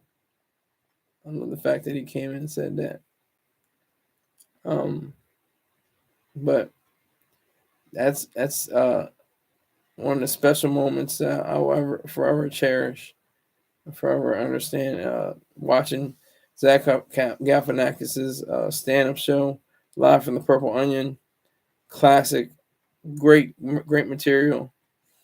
You know, holds up to this day. The Amazing Race, is that about white people? See, like the subtext. It's like, do white people really consider themselves amazing? The show is actually about mostly white people, so it rings true on some level. So, I, that's just one of the many jokes that he drops, but they make you think. They do. They're silly and goofy, but at the same time, they get the wheels turning. That's what I like about most of my comedic stylings. What's today? Today's Saturday. Saturday Night Live comes on. I'm gonna watch that. Probably gonna watch it tomorrow. I don't usually stay up that late. It goes off at like 1:05 in the morning on Sunday. So I'll probably, fall back and not. Oh, Spirit Smooth Tune salute, sir. Oh my God. Salute to Spirit Smooth Tune. You see, sir. Yeah, by myself too. By myself, Hike. Y'all, my blue wrenches are in here.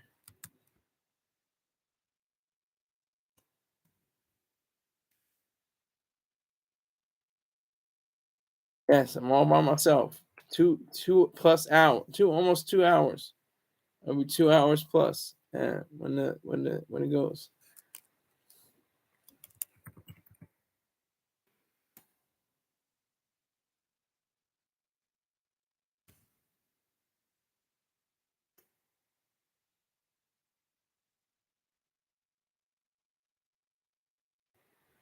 So yeah, Hike. I'm serious about my almost 2 hours plus. Not quite 2 hours yet. Just in the paper. That's all right. I'm feeling it. And what do we got? What's that? 160. Hold on. 15. 25. 10. 40. 40 minus 120.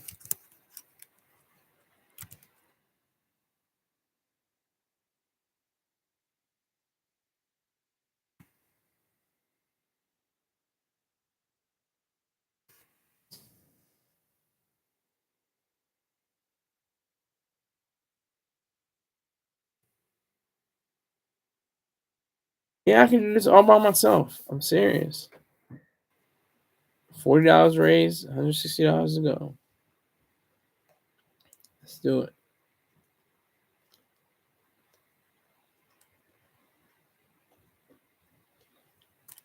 I can go, probably again till 4 o'clock, maybe. I don't know.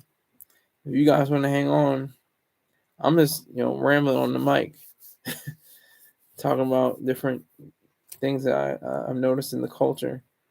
Um,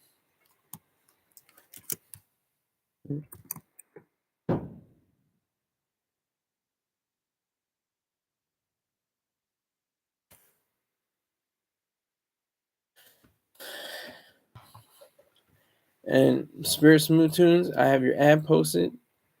Uh, I can go into it right now. Everybody that's under the sound of my voice, go to Spirit Smooth Tunes on YouTube. If you're in the live chat, it's already posted. I posted it right when I came in almost 2 hours ago. Um, you want to listen to soul, neo soul, R&B, smooth jazz? Make sure you check out Spirit Smooth Tunes on YouTube. All his collections of music. You will not be disappointed. Tell him that your boy Skylar Saunders sent you.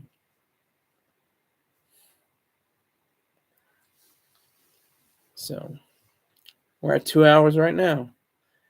I might go another. I might go another hour. I'm talking a little bit lower because my nephew is in the other room, and he's a year old.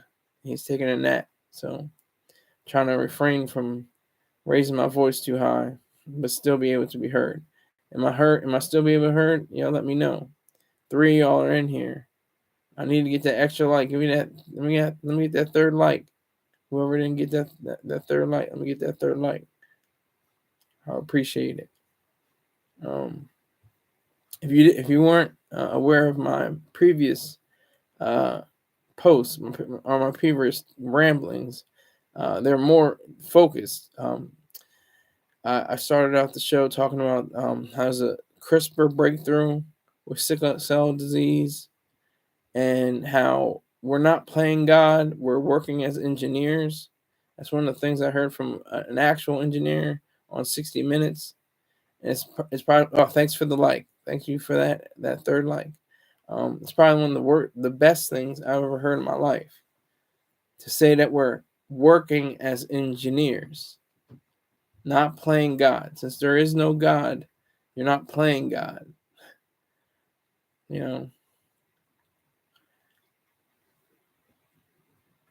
That's just the facts. You're being an engineer in your own right. Like, I'm a social engineer. I use the social media. I go on this platform. I use it to get money. I appreciate Spirit Smooth Tunes and Height.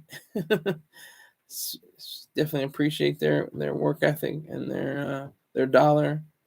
Thank you for that. It's definitely a privilege to get on this YouTube platform and speak my mind. Just say whatever comes to my mind, all the thoughts. I try to make it as cohesive and put together as possible. But sometimes it might go left. It's funny too because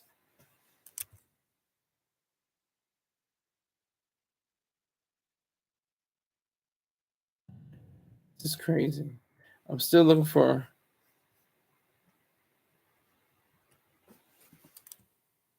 the name. I'm not finding it. This is crazy.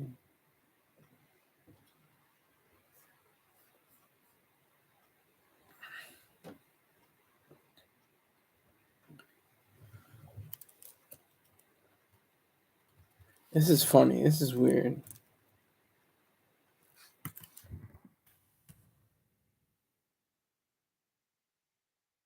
I'm not mad though. I'm not gonna be sad if I can't find it.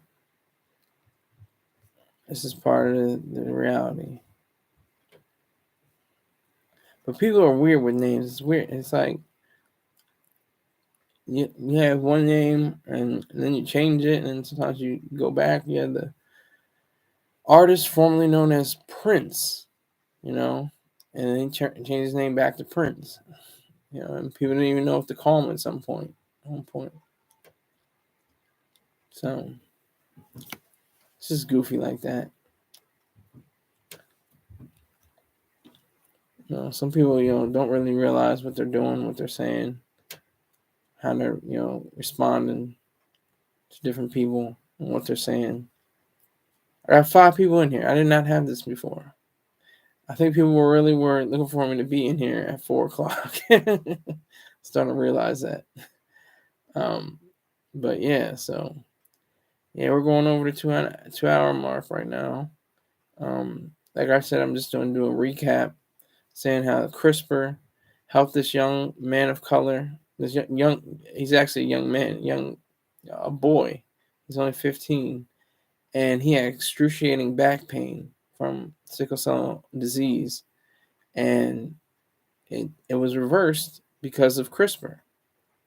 The method or the system used by, I guess you can call them bioengineers or just scientists that take different strands of his DNA and retool them and give them another set of ideas, and that's what happened. I mean, it's beautiful, actually. It's wonderful. So it's a great thing to know that. It's a great thing to understand the facts that he took on the life of another kid. He can have a full life as a young man, without to worry about pain and suffering. And one of the things that was most striking was the fact that most people who suffer from sickle cell disease don't live past the age of 40 because it deteriorates their organs. It really subtracts their lifespan. But you have people like T-Boz. I think his last name is Watkins. Let me see. I can look it up. I can look that up. T. Yeah, Watkins. Yeah, she's 53. So we have to understand the fact that she was able to have an extraordinary life. Sell millions of albums and go all over the world, stuff like that, and still be part of the sickle cell disease community and be a spokesman. Actually, she's talked about it almost 30 years ago. So I think that's pretty amazing. It's pretty cool. One of the best things that I think has come from her is the fact that she can't step forward with the knowledge that she has sickle cell disease, and we're not playing God. How could you say that? There's the Amish people. They're still playing God. They're using the wheel. They're using resources. They're using different things like that. Whatever you do to reshape the land, whatever you do is reshape your body. You're not playing God. You're working as an engineer. That's just a fact. It's just a reality. It shouldn't be, something that is a detriment. A lot of people say, "Oh, they're playing God. They're playing God. I can't believe it. They just think who they think they are? God. If God wanted them to have those cells, He would have given them. He wouldn't have, He would have given them the cells themselves. The DNA cells themselves, or something like really vicious and ugly kind of talk. Really ugly. Um, so that's something we have to look forward to is CRISPR and different things like that. Different things like that promote life and reality and greatness in the greatest country ever devised, in the noblest nation in human history. And we should be helping and saving lives and prolonging life. That are, as it's required. Those who deserve it. That's justice. Like Israel deserves to be protected. It deserves to have its chance to defend itself. Like I said, I don't remember when Hamas said, "Oh, truce. We killed 1,200 people. We got to do a truce. We got to do a ceasefire. Can't fire upon anybody else after this." But no, because Israel is actually in the position to defend itself, they want to call for peace treaties and truces. I think it's well past time for that. It must be a very strange time for people that living in and around Israel, because somebody knew somebody that knew somebody that knew somebody that was killed or taken hostage. That's just a fact. There's probably about 3 or 4 degrees of separation between people that knew somebody or known somebody that was killed, and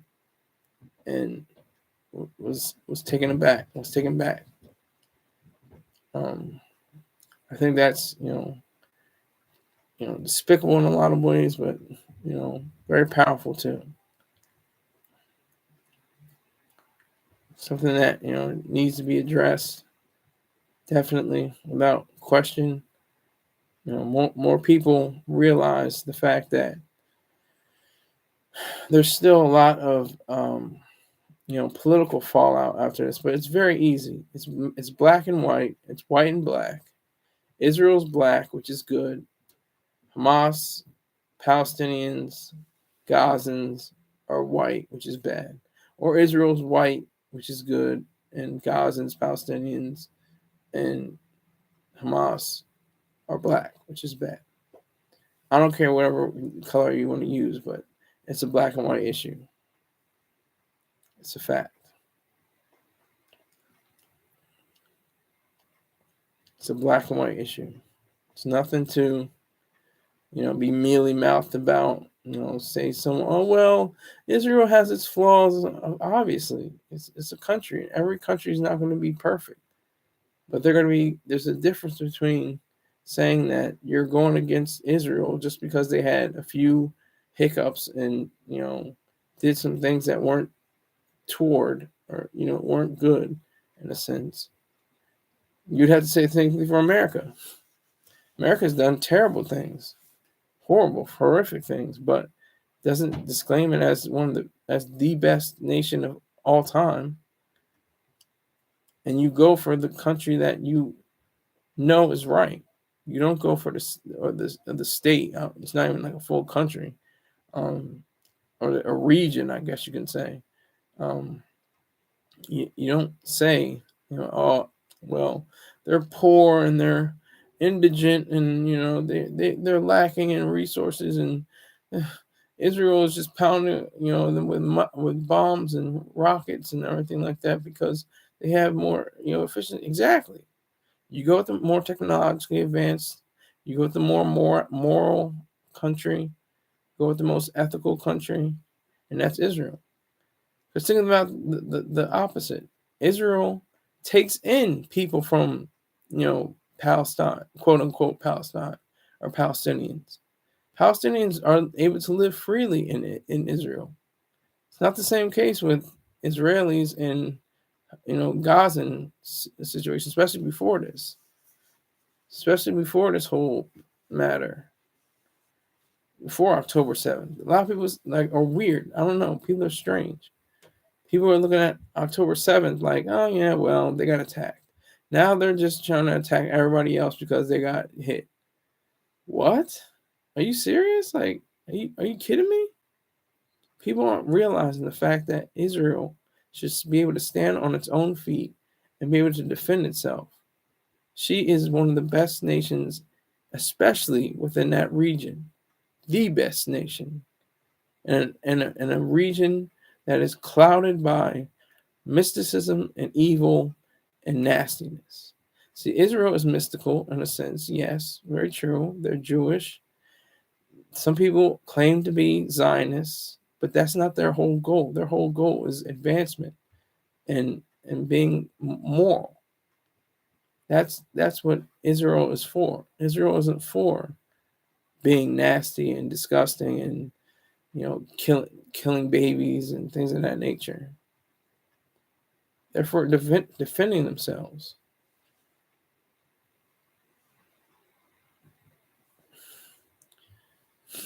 That's the part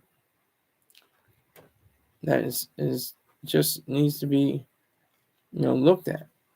That needs to be addressed. Nobody ever really understands that, or very few people show that they understand that fact, that Israel should be able to defend itself, that Israel is a state which is about controlling its own destiny. And it should be able to do that. Should be able to say, I want to be a full-fledged nation, and I'm going to show that I should exist. That's the question. Should Israel exist or perish? And I say wholeheartedly, full-throated, yes, it should exist. Why? I've said this before. Because it is about morality. It is about ethics. It is about being good. It is about technology. It is about advancements. Israel is a place of care. It has the most physicians per capita than anywhere in the world. There are more doctors in Israel, more medical doctors in Israel than anywhere else on the earth per capita. So we have to respond to that. We have to respect that. We have to look at that as a feature, not a defect. We have to look at that as a definite ideal, despite the fact that many people will look down upon Israel and take it as something that is not true, not real, not anything that is of reality. All right, I'm gonna just look up this one thing and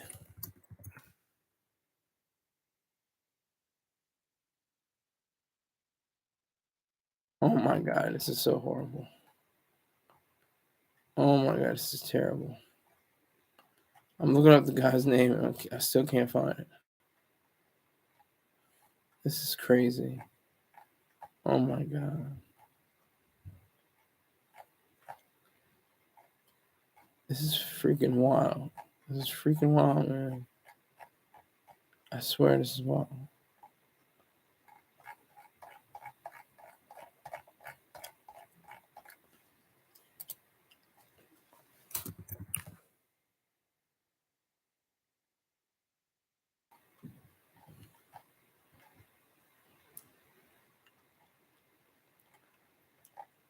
This is freaking wild. I'm serious. I'm looking for the guy's name and I still can't find it. This is wild.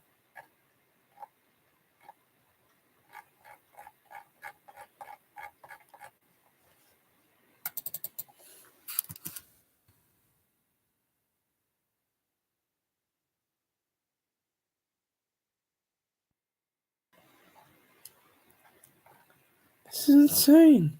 This is insane. I can't find his name. It's gonna bother me until I find it. I'm like, oh yeah, no shit.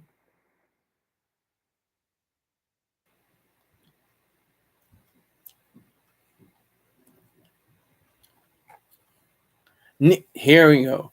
All right, so I'm gonna try to say his name. This is what people in Greece usually do. They keep their name. Nikos Sotirakopoulos. I stuttered a little bit there almost, but I think that's how you pronounce it. Sotirakopoulos. I may have even butchered it, but it's an interesting thing, Jews usually change their name. Greeks hold on to their name. They're like, I don't care, you're going to pronounce my name. It usually ends with an S or an opolis or something like that. It was very interesting. So,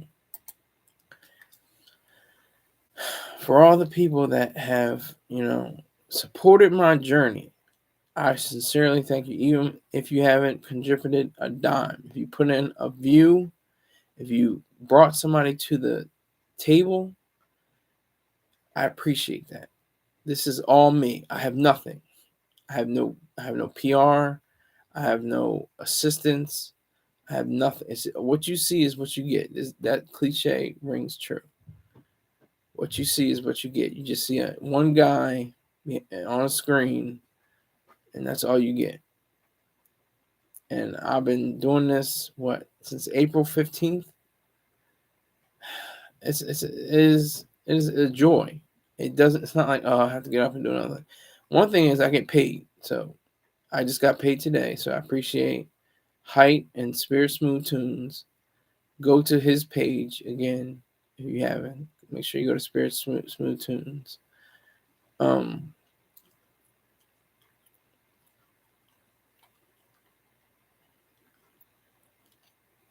So definitely pay those gentlemen, Height and Spirit Smooth Tunes, some respect. RESPEK. That's different from Aretha Franklin spelled it. It's more like baby, Get the hands rubbing the hands together. We're gonna get this money. You hear me? I haven't really done a lot of hip hop stuff today. I did mainly CRISPR and why we're not playing God, why we're working as engineers. Because that's the interesting thing. That's a weird space that we're in right now. Because we look at the Amish, right? They have their horse and buggies, and they use candles. They try to use. They use a very simple system, a very muted, very what is the word I'm searching for? What is it? Muted and modest way of life. I don't even think they use buckles or something like that. They don't even use buckles or something. They just use suspenders instead of belts and stuff like that. And on their shoes, they usually wear just black and white. The women, sometimes they wear different colored dresses, but that's about it. They cover their heads. The men usually would cover their heads with hats, unless they're indoors. But it's weird because we're like, okay, you have people that believe in God, right? They believe in God, but they have a totally different way of life. It's like, I guess they're trying to figure out who's going to be right when they get to the pearly gates. Okay, it's like, okay, the Amish person. Okay, the Amish person can come through because you lived a modest life and you lived a life that was worthy of God. You over here, you were going to the clubs. You were throwing money on broads. You went to church the next day. You went to church in the morning, but I don't really get a sense that you were really, living the best life. So you're gonna have to go to hell. I'm sorry, you can't come in. You can't come in now, or at least you go to, purgatory or something like that. That's how goofy and weird mysticism and faith are, because they have a set of standards that isn't uniform. It isn't across the board. Catholics do this. Presbyterians do this. Episcopalians do this. Baptists do this. Where does it stop? I mean, what, non-denominational, Kojic, Church of God in Christ. Uh, how can you make a distinction? How do you know the difference? What is right and what is wrong? And who's playing God? Are they still playing God? Because he has a 7 Series Beamer, and he's got the BBS rims on it.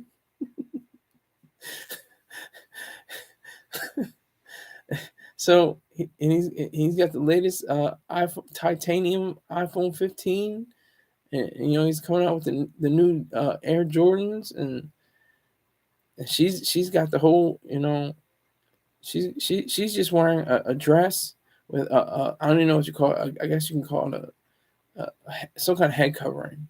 I should look at that. What is the Amish head covering?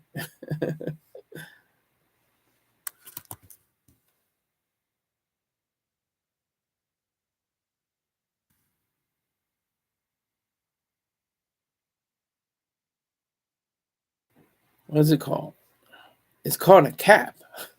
No kidding, but it's spelled differently. It's spelled KAPP. Okay, here we go. This is interesting. This is from AmishBaskets.com. The covering itself is more commonly referred to as a cap. The practice of wearing the cap is directly taken from the Bible, as mentioned in Corinthians. The reading suggests that women who pray with an uncovered head dishonor the religion. In the Amish community, a head covering can be seen as promoting what did I say earlier? I haven't noticed it was going to say modesty. So there you go. It's called a cap, a Kapp, cap. And it's directly from the Bible, and they have to put it on their head before they pray, or else they're seen as what is it? It dishonors the religion. It dishonors the faith if you don't wear the cap while you're praying. I'm telling you, this faith stuff. I mean, I was in it.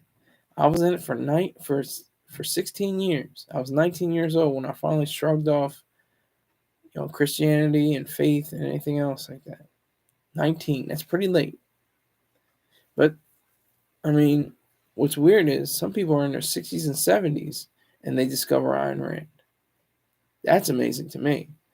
That's sad but sweet at the same time, because it's like it's sad they had to be, they I wouldn't say they wasted their life, but they went through life, either in doubt or disregard or not sure, and they're 65 years old and they say, "Oh my God, I read Atlas Shrugged, or I read Anthem, or I read The Virtue of Selfishness, or the New Intellectual, or some one of Ayn Rand's books."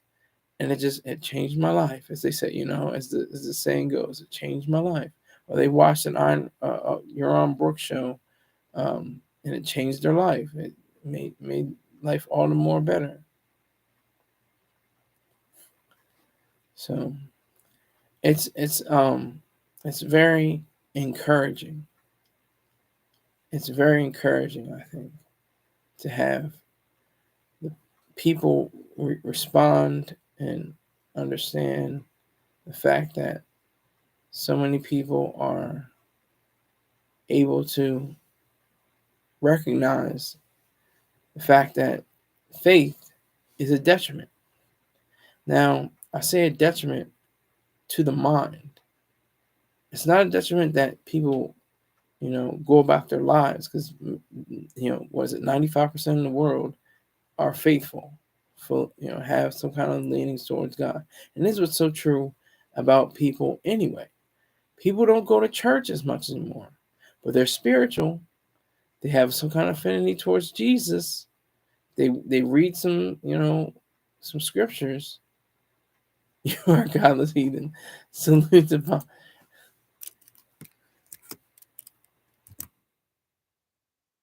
all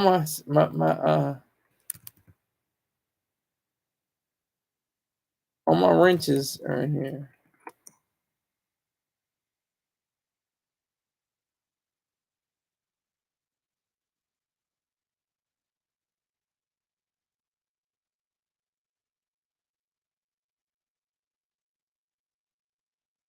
Yeah, so Baja Jackson's in the check-in, Heights in the check-in, Spirit Smooth Tunes. Baja Jackson, make sure you check out his channel. He's cooking stuff. He's got chicken. He's got all kinds of different foods that he's making. He's got beer on tap, I think. So make sure you check out Baja Jackson. It's at B Jackson. That's BeeJackson 5478. Make sure you check him out.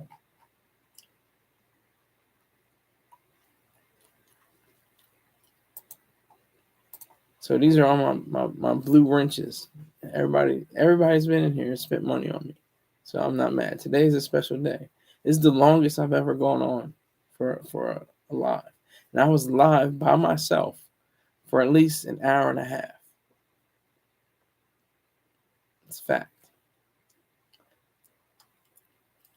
So I didn't read any, notes or anything like that. I was just going off the top of my dome like I'm doing right now, continuing it. So I appreciate everything that Baja Jackson has done, Height, Spirit Smooth Tunes. These are men who have contributed to my platform with money. I appreciate that. So I got $40 raised right now, trying to get to $160. I just need $120. Just $120 will be good money. Whoever wants to cough it up. No, but it's he called me a godless heathen. It's true. I mean, that's not even like an insult, I think. This is a fact. There is no God. So I'm a heathen because I'm somebody that doesn't believe in the the spirit or the mystical force or anything like that. The theory of God, you know, something I don't have. I don't have that in my life. So it's very interesting to see that. And height, he's in to put a point. He's finally in the December 50 club. He's number two in the December 50 club. So I'll put that up for next show. He's in the December 50 club. He put 25 in, I think, a few days ago, and he put in $25 today. So he's in the 50 club. Appreciate that.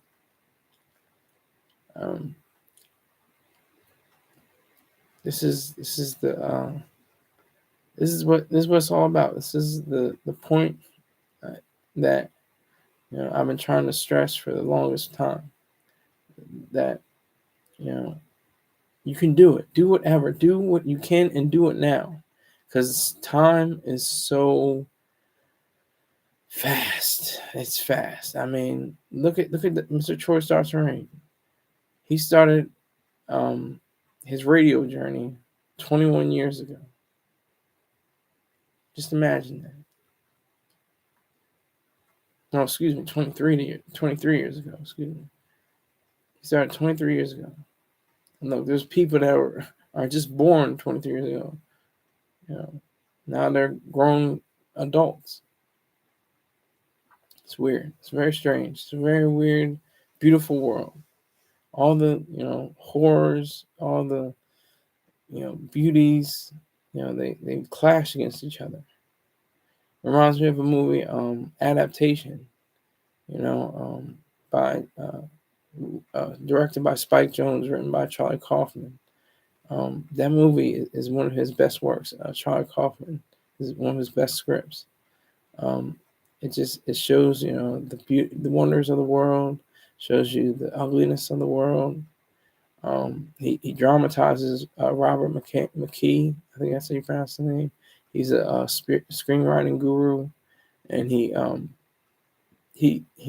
laid out like, are you out of your mind, when he was asked like, what essentially, I'm paraphrasing, what is there to write about or anything, like he's saying like, there's a child when his mother just died on the steps of a church, just that imagery, just that wordplay, that poetry, is so vital.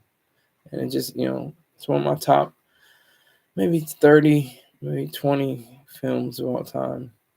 Adaptation, definitely recommend it. Definitely recommend that.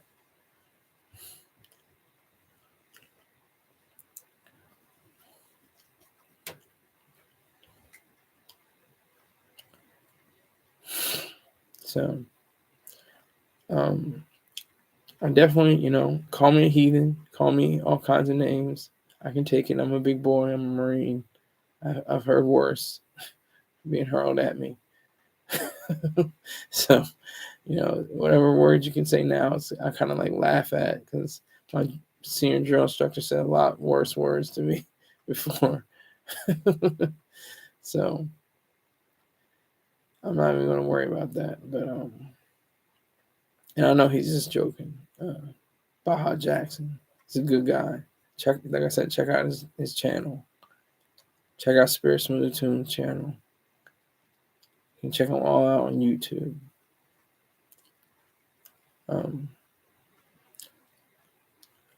It's wonderful to even be able to do this, to be able to have this opportunity where I can display my thoughts, display whatever is going on in my mind. There's nobody stopping me. Nobody's hindering me. Nobody is preventing me from doing anything. So I'm very fortunate about that. It's one thing that I do know. it's it's a special thing to me in my mind. It's very rewarding. It's a rewarding idea to be able to come in here, sit down, turn the MacBook on, power it up, and just go in. Just like Ernest Hemingway used to say about writing. You sit at your desk and bleed. You just let all your everything about you just soak into the page he's talking about. But I soak into the screen. You know, it's one of the best feelings in the world to be able to be heard. I know I'm not on a major platform. I know I'm not getting top dollar, but I'm proud of what I've received because I earned it. I've earned every single dollar I've had. It's well into the thousands now. Um, Definitely appreciate it. Can't replace this. Um, so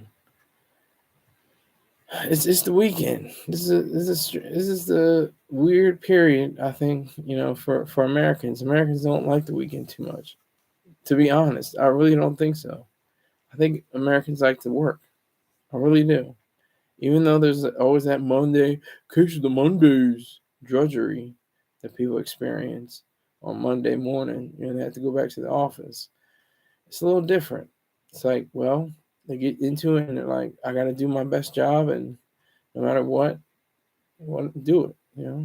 There's only a few instances where I had 9 to 5 jobs or straight regular jobs.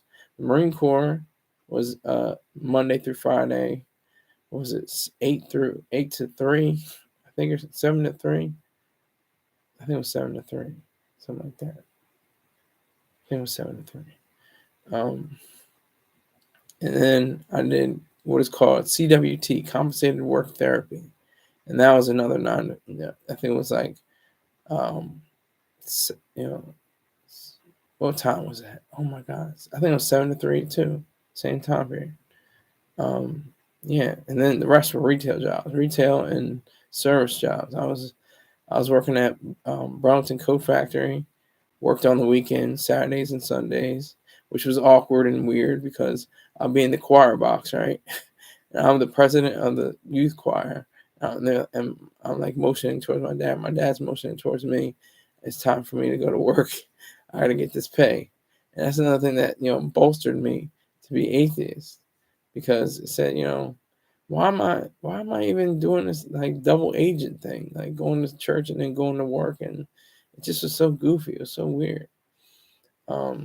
So that was another crack in the edifice that launched me into my atheism. It definitely helped me out to a greater degree than I even expected, than I even really totally understood. Um,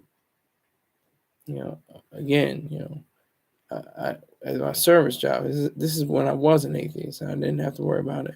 I was glad to be on Sunday. Sundays was like hectic because everybody's coming back.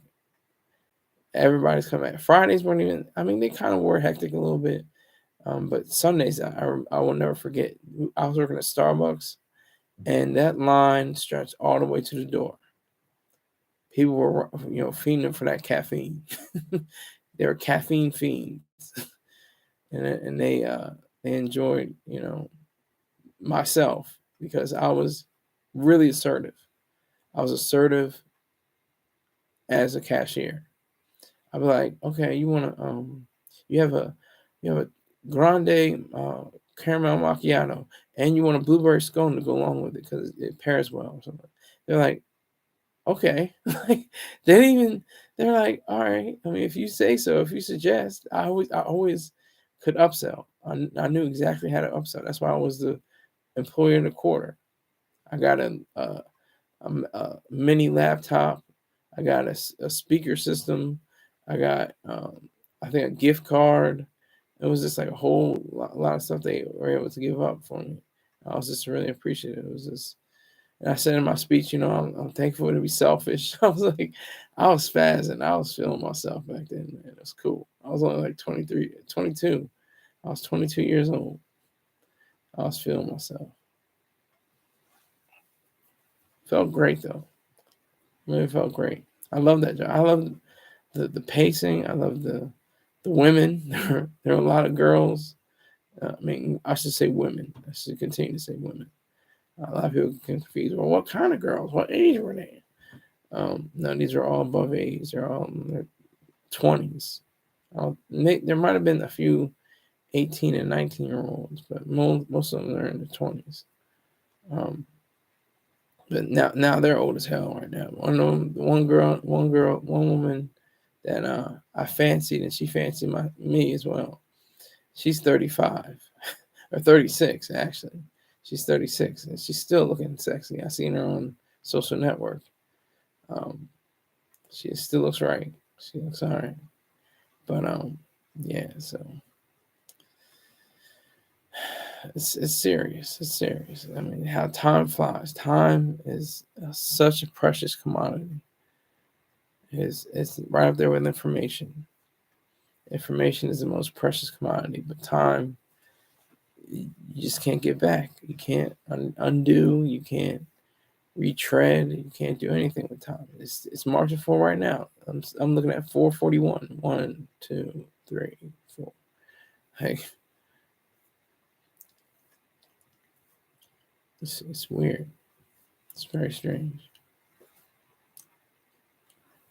Very goofy. But I enjoyed it. Like I enjoyed the Marine Corps. The Marine Corps was like that too. The Marine Corps was like running at 200 miles per hour. I always say that.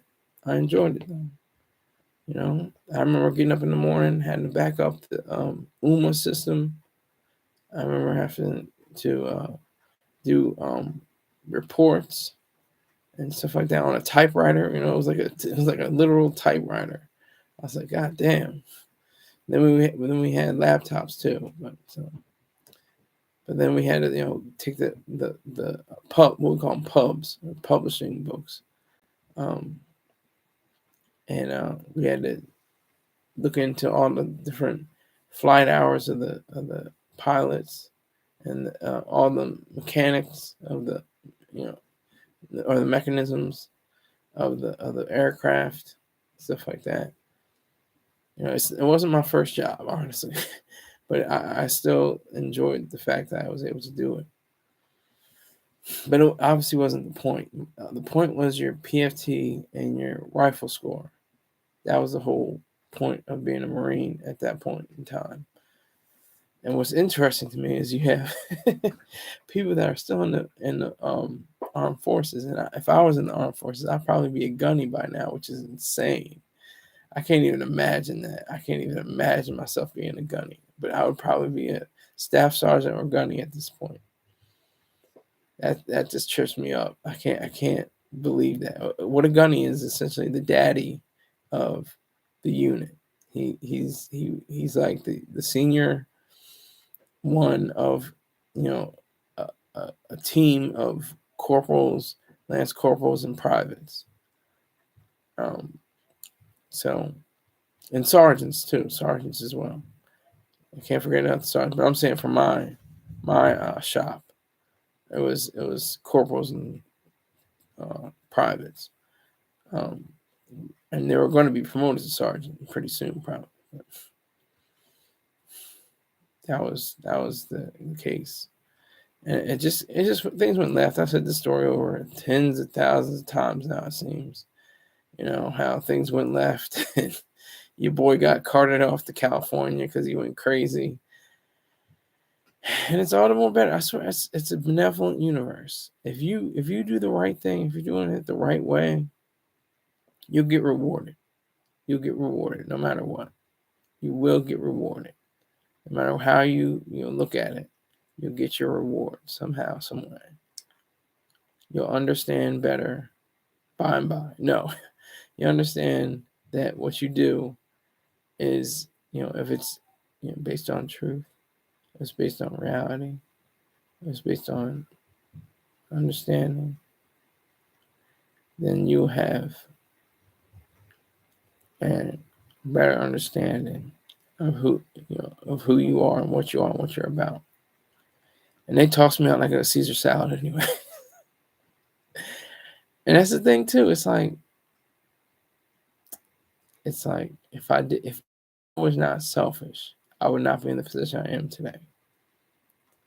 I had started out with a 10% rating after my TDR, my temporary disabled retirement list rating, which was like 50%. I was getting good money. That's like $600 or something like that. That's not bad. Tax free, let's go get it. Come on. But after that went out, it was like gone. Then it was like, all right, now you're at 10%, which is like $110 a month. I'm like, the hell? I'm still crazy, and y'all aren't paying me. What's going on here? And so, trying to mitigate the story, make it as small as possible. I went to 50%, which was like $700. Then I went to 70%, and that was like $800 or $900, maybe $1,000. That might have been like $1,100. But now I went up to 100%, and that's at $3,600. And nobody was in my ear besides, my lawyer. I didn't even get to talk to him. Nobody else was talking. You need to upgrade. You need to upgrade. Nobody was really talking about it. I was just like, I'm going all for it. I did 5 months in psychiatric ward in Bedford, Massachusetts. No, excuse me, Brockton, Massachusetts. Excuse me. I did like 2 days in Bedford, Massachusetts. In Brockton, Massachusetts, I did 5 months. And then I got to the point where I could go and talk to a lawyer. That's what I did. I talked to the lawyer, not to the lawyer himself, but to a representative, associate. And he came in. So we sat down. He was like, "Oh, you want Social Security paper?" I said, "Yes." I said, "Yes, I do want Social Security papers. Let me get that because that's more tax-free money, mostly tax-free. The Medicare is taken out, but I'm still not paying taxes. The taxes are taken out. Nothing's coming out of my funds to pay taxes. So that added to the 3,600. What is that? Oh my God, I can't even think.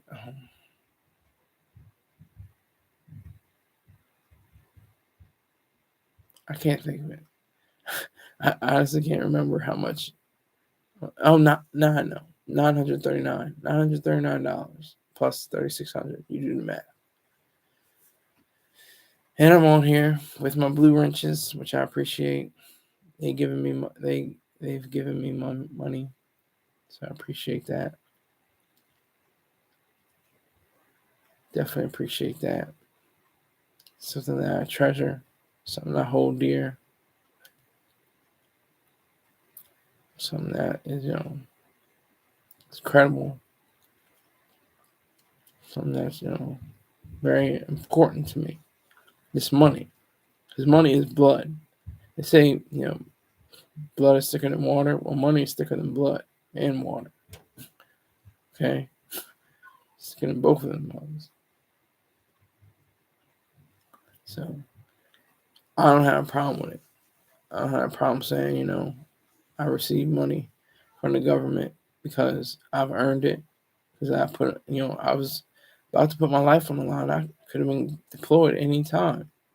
I just, was fortunate not to do it, not until to get to the belly of the beast. The beast spit me out, chewed me up, spit me out. But I cleaned myself off, kept it moving. Don't have to worry about getting up at 6 o'clock in the morning to do some job I don't want to do, or I want to do, but have to do. I don't have to do any job, any 9 to 5, anything like that, anything close to that. I don't have to do that. Not to knock anybody that does. That's cool too, because most people that do have 9 to 5 jobs are getting 6 figures, 7 figures. So you gotta respect that too. I just like the position I'm in right now. That's one thing that I really expect. So that I really enjoy doing, and it's like I said, it's still very rewarding. It's rewarding, and it definitely creates in my mind something that is keeps me going, keeps me active, keeps my brain going. That's the most important thing. Keeps my brain focused on what's going on in the world, what's going on around me, what's going on internally. That's how I see it.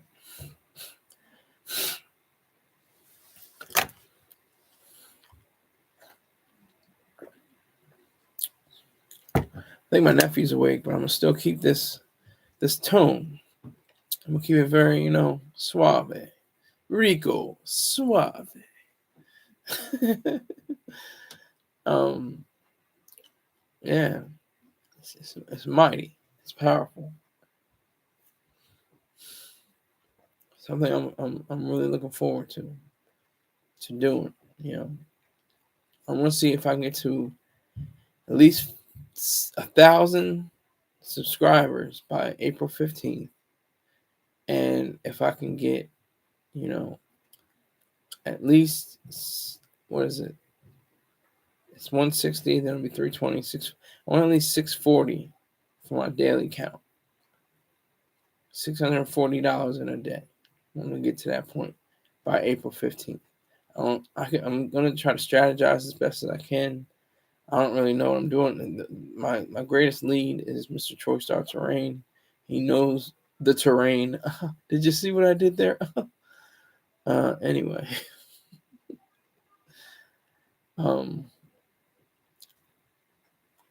yeah. So it's just fun. All this is fun. This is good times. I'm enjoying every moment of this. A lot of people have, like I said, have to. Man, I don't feel like going for this live. I might as well get, whatever. No, I'm like, yeah, let me fire up this MacBook. Let me see you see what the time is. I'm at 2 hours and 52 minutes right now. 8 minutes away from being 3 hours. It's the longest I've ever done. Longest I've ever done. And I'm proud of myself for that. Because I was able to cover many topics, many different, but keep it still within the same framework and the same idea of working as engineers.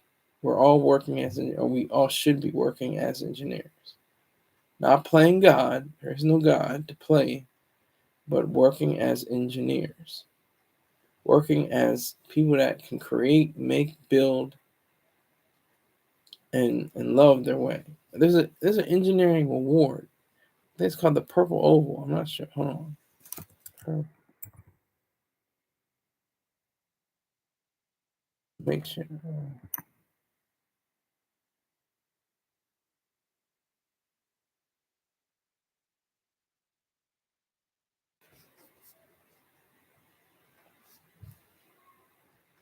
I'm looking for engineering.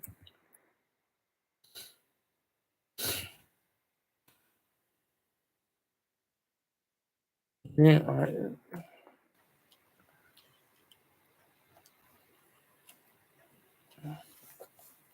Now, I've seen this before. Now this is crazy.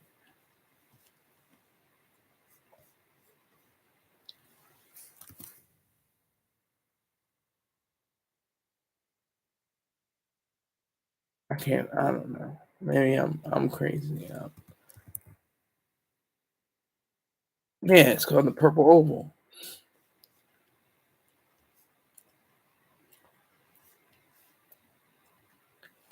Purple.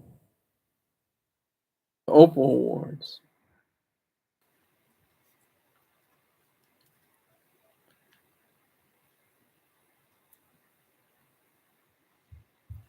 They call them the Opal Awards.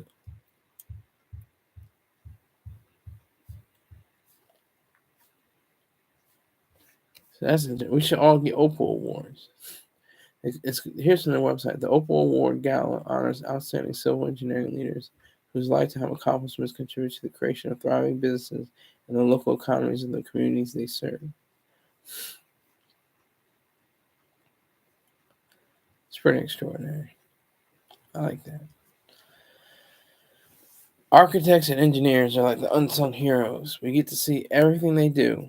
Their bridges, their skyscrapers, their roads, their everything. But we don't really recognize them like that. I think Ayn Rand knew that. It's just so great about the Fountainhead that we have a architect. And who cares about architects? But it's always in journalists. It's all about architects and journalism. And there's jokes that go with both of them. Architect, what's architecture? You're living in it. And journalists, what's black and white right all over the newspaper, or especially in the New York Times. So she was just a genius beyond geniuses. Like she knew, the future. She knew her past. She knew everything. She knew she could live in the moment. She was outgoing. She was very respectful and reserved, but also, engaging. Ayn Rand was just great. I'm just, very fortunate to have, hitch my camp to her ideals. no, to follow her ideas, to understand, apply, and integrate them into my life. That's a great achievement, I think. Not everybody, sadly, gets afforded that opportunity. I'm trying to give people as much opportunity as they possibly can get. That's what I'm, finna do. But as long as I'm breathing, it's all about promoting her work, promoting my own work, promoting Choice Arts Terrain's work, Dr. Yaron Brooks' work, Don Watkins' work. It's all very special to me to be able to see that, to be able to know that. Oh, I didn't even see it. See, when was that? 32 minutes ago. So $50 raised. My stupid watch didn't even tell me. It still has the old messages. Get the hell out of here. Jackson, hit me with a 10 piece. Didn't see him. He snuck through. Salute to him. $1 raised. $60.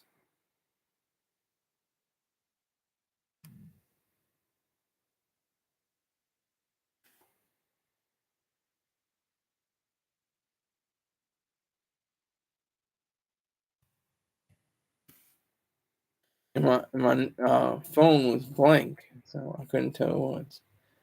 Couldn't see it. Couldn't see it. We're counting down the last few seconds. It's almost there. This is the longest show I ever had. I might send this to Choice Arts Terrain. We'll see what happens. I don't know. I'm not going to do any show.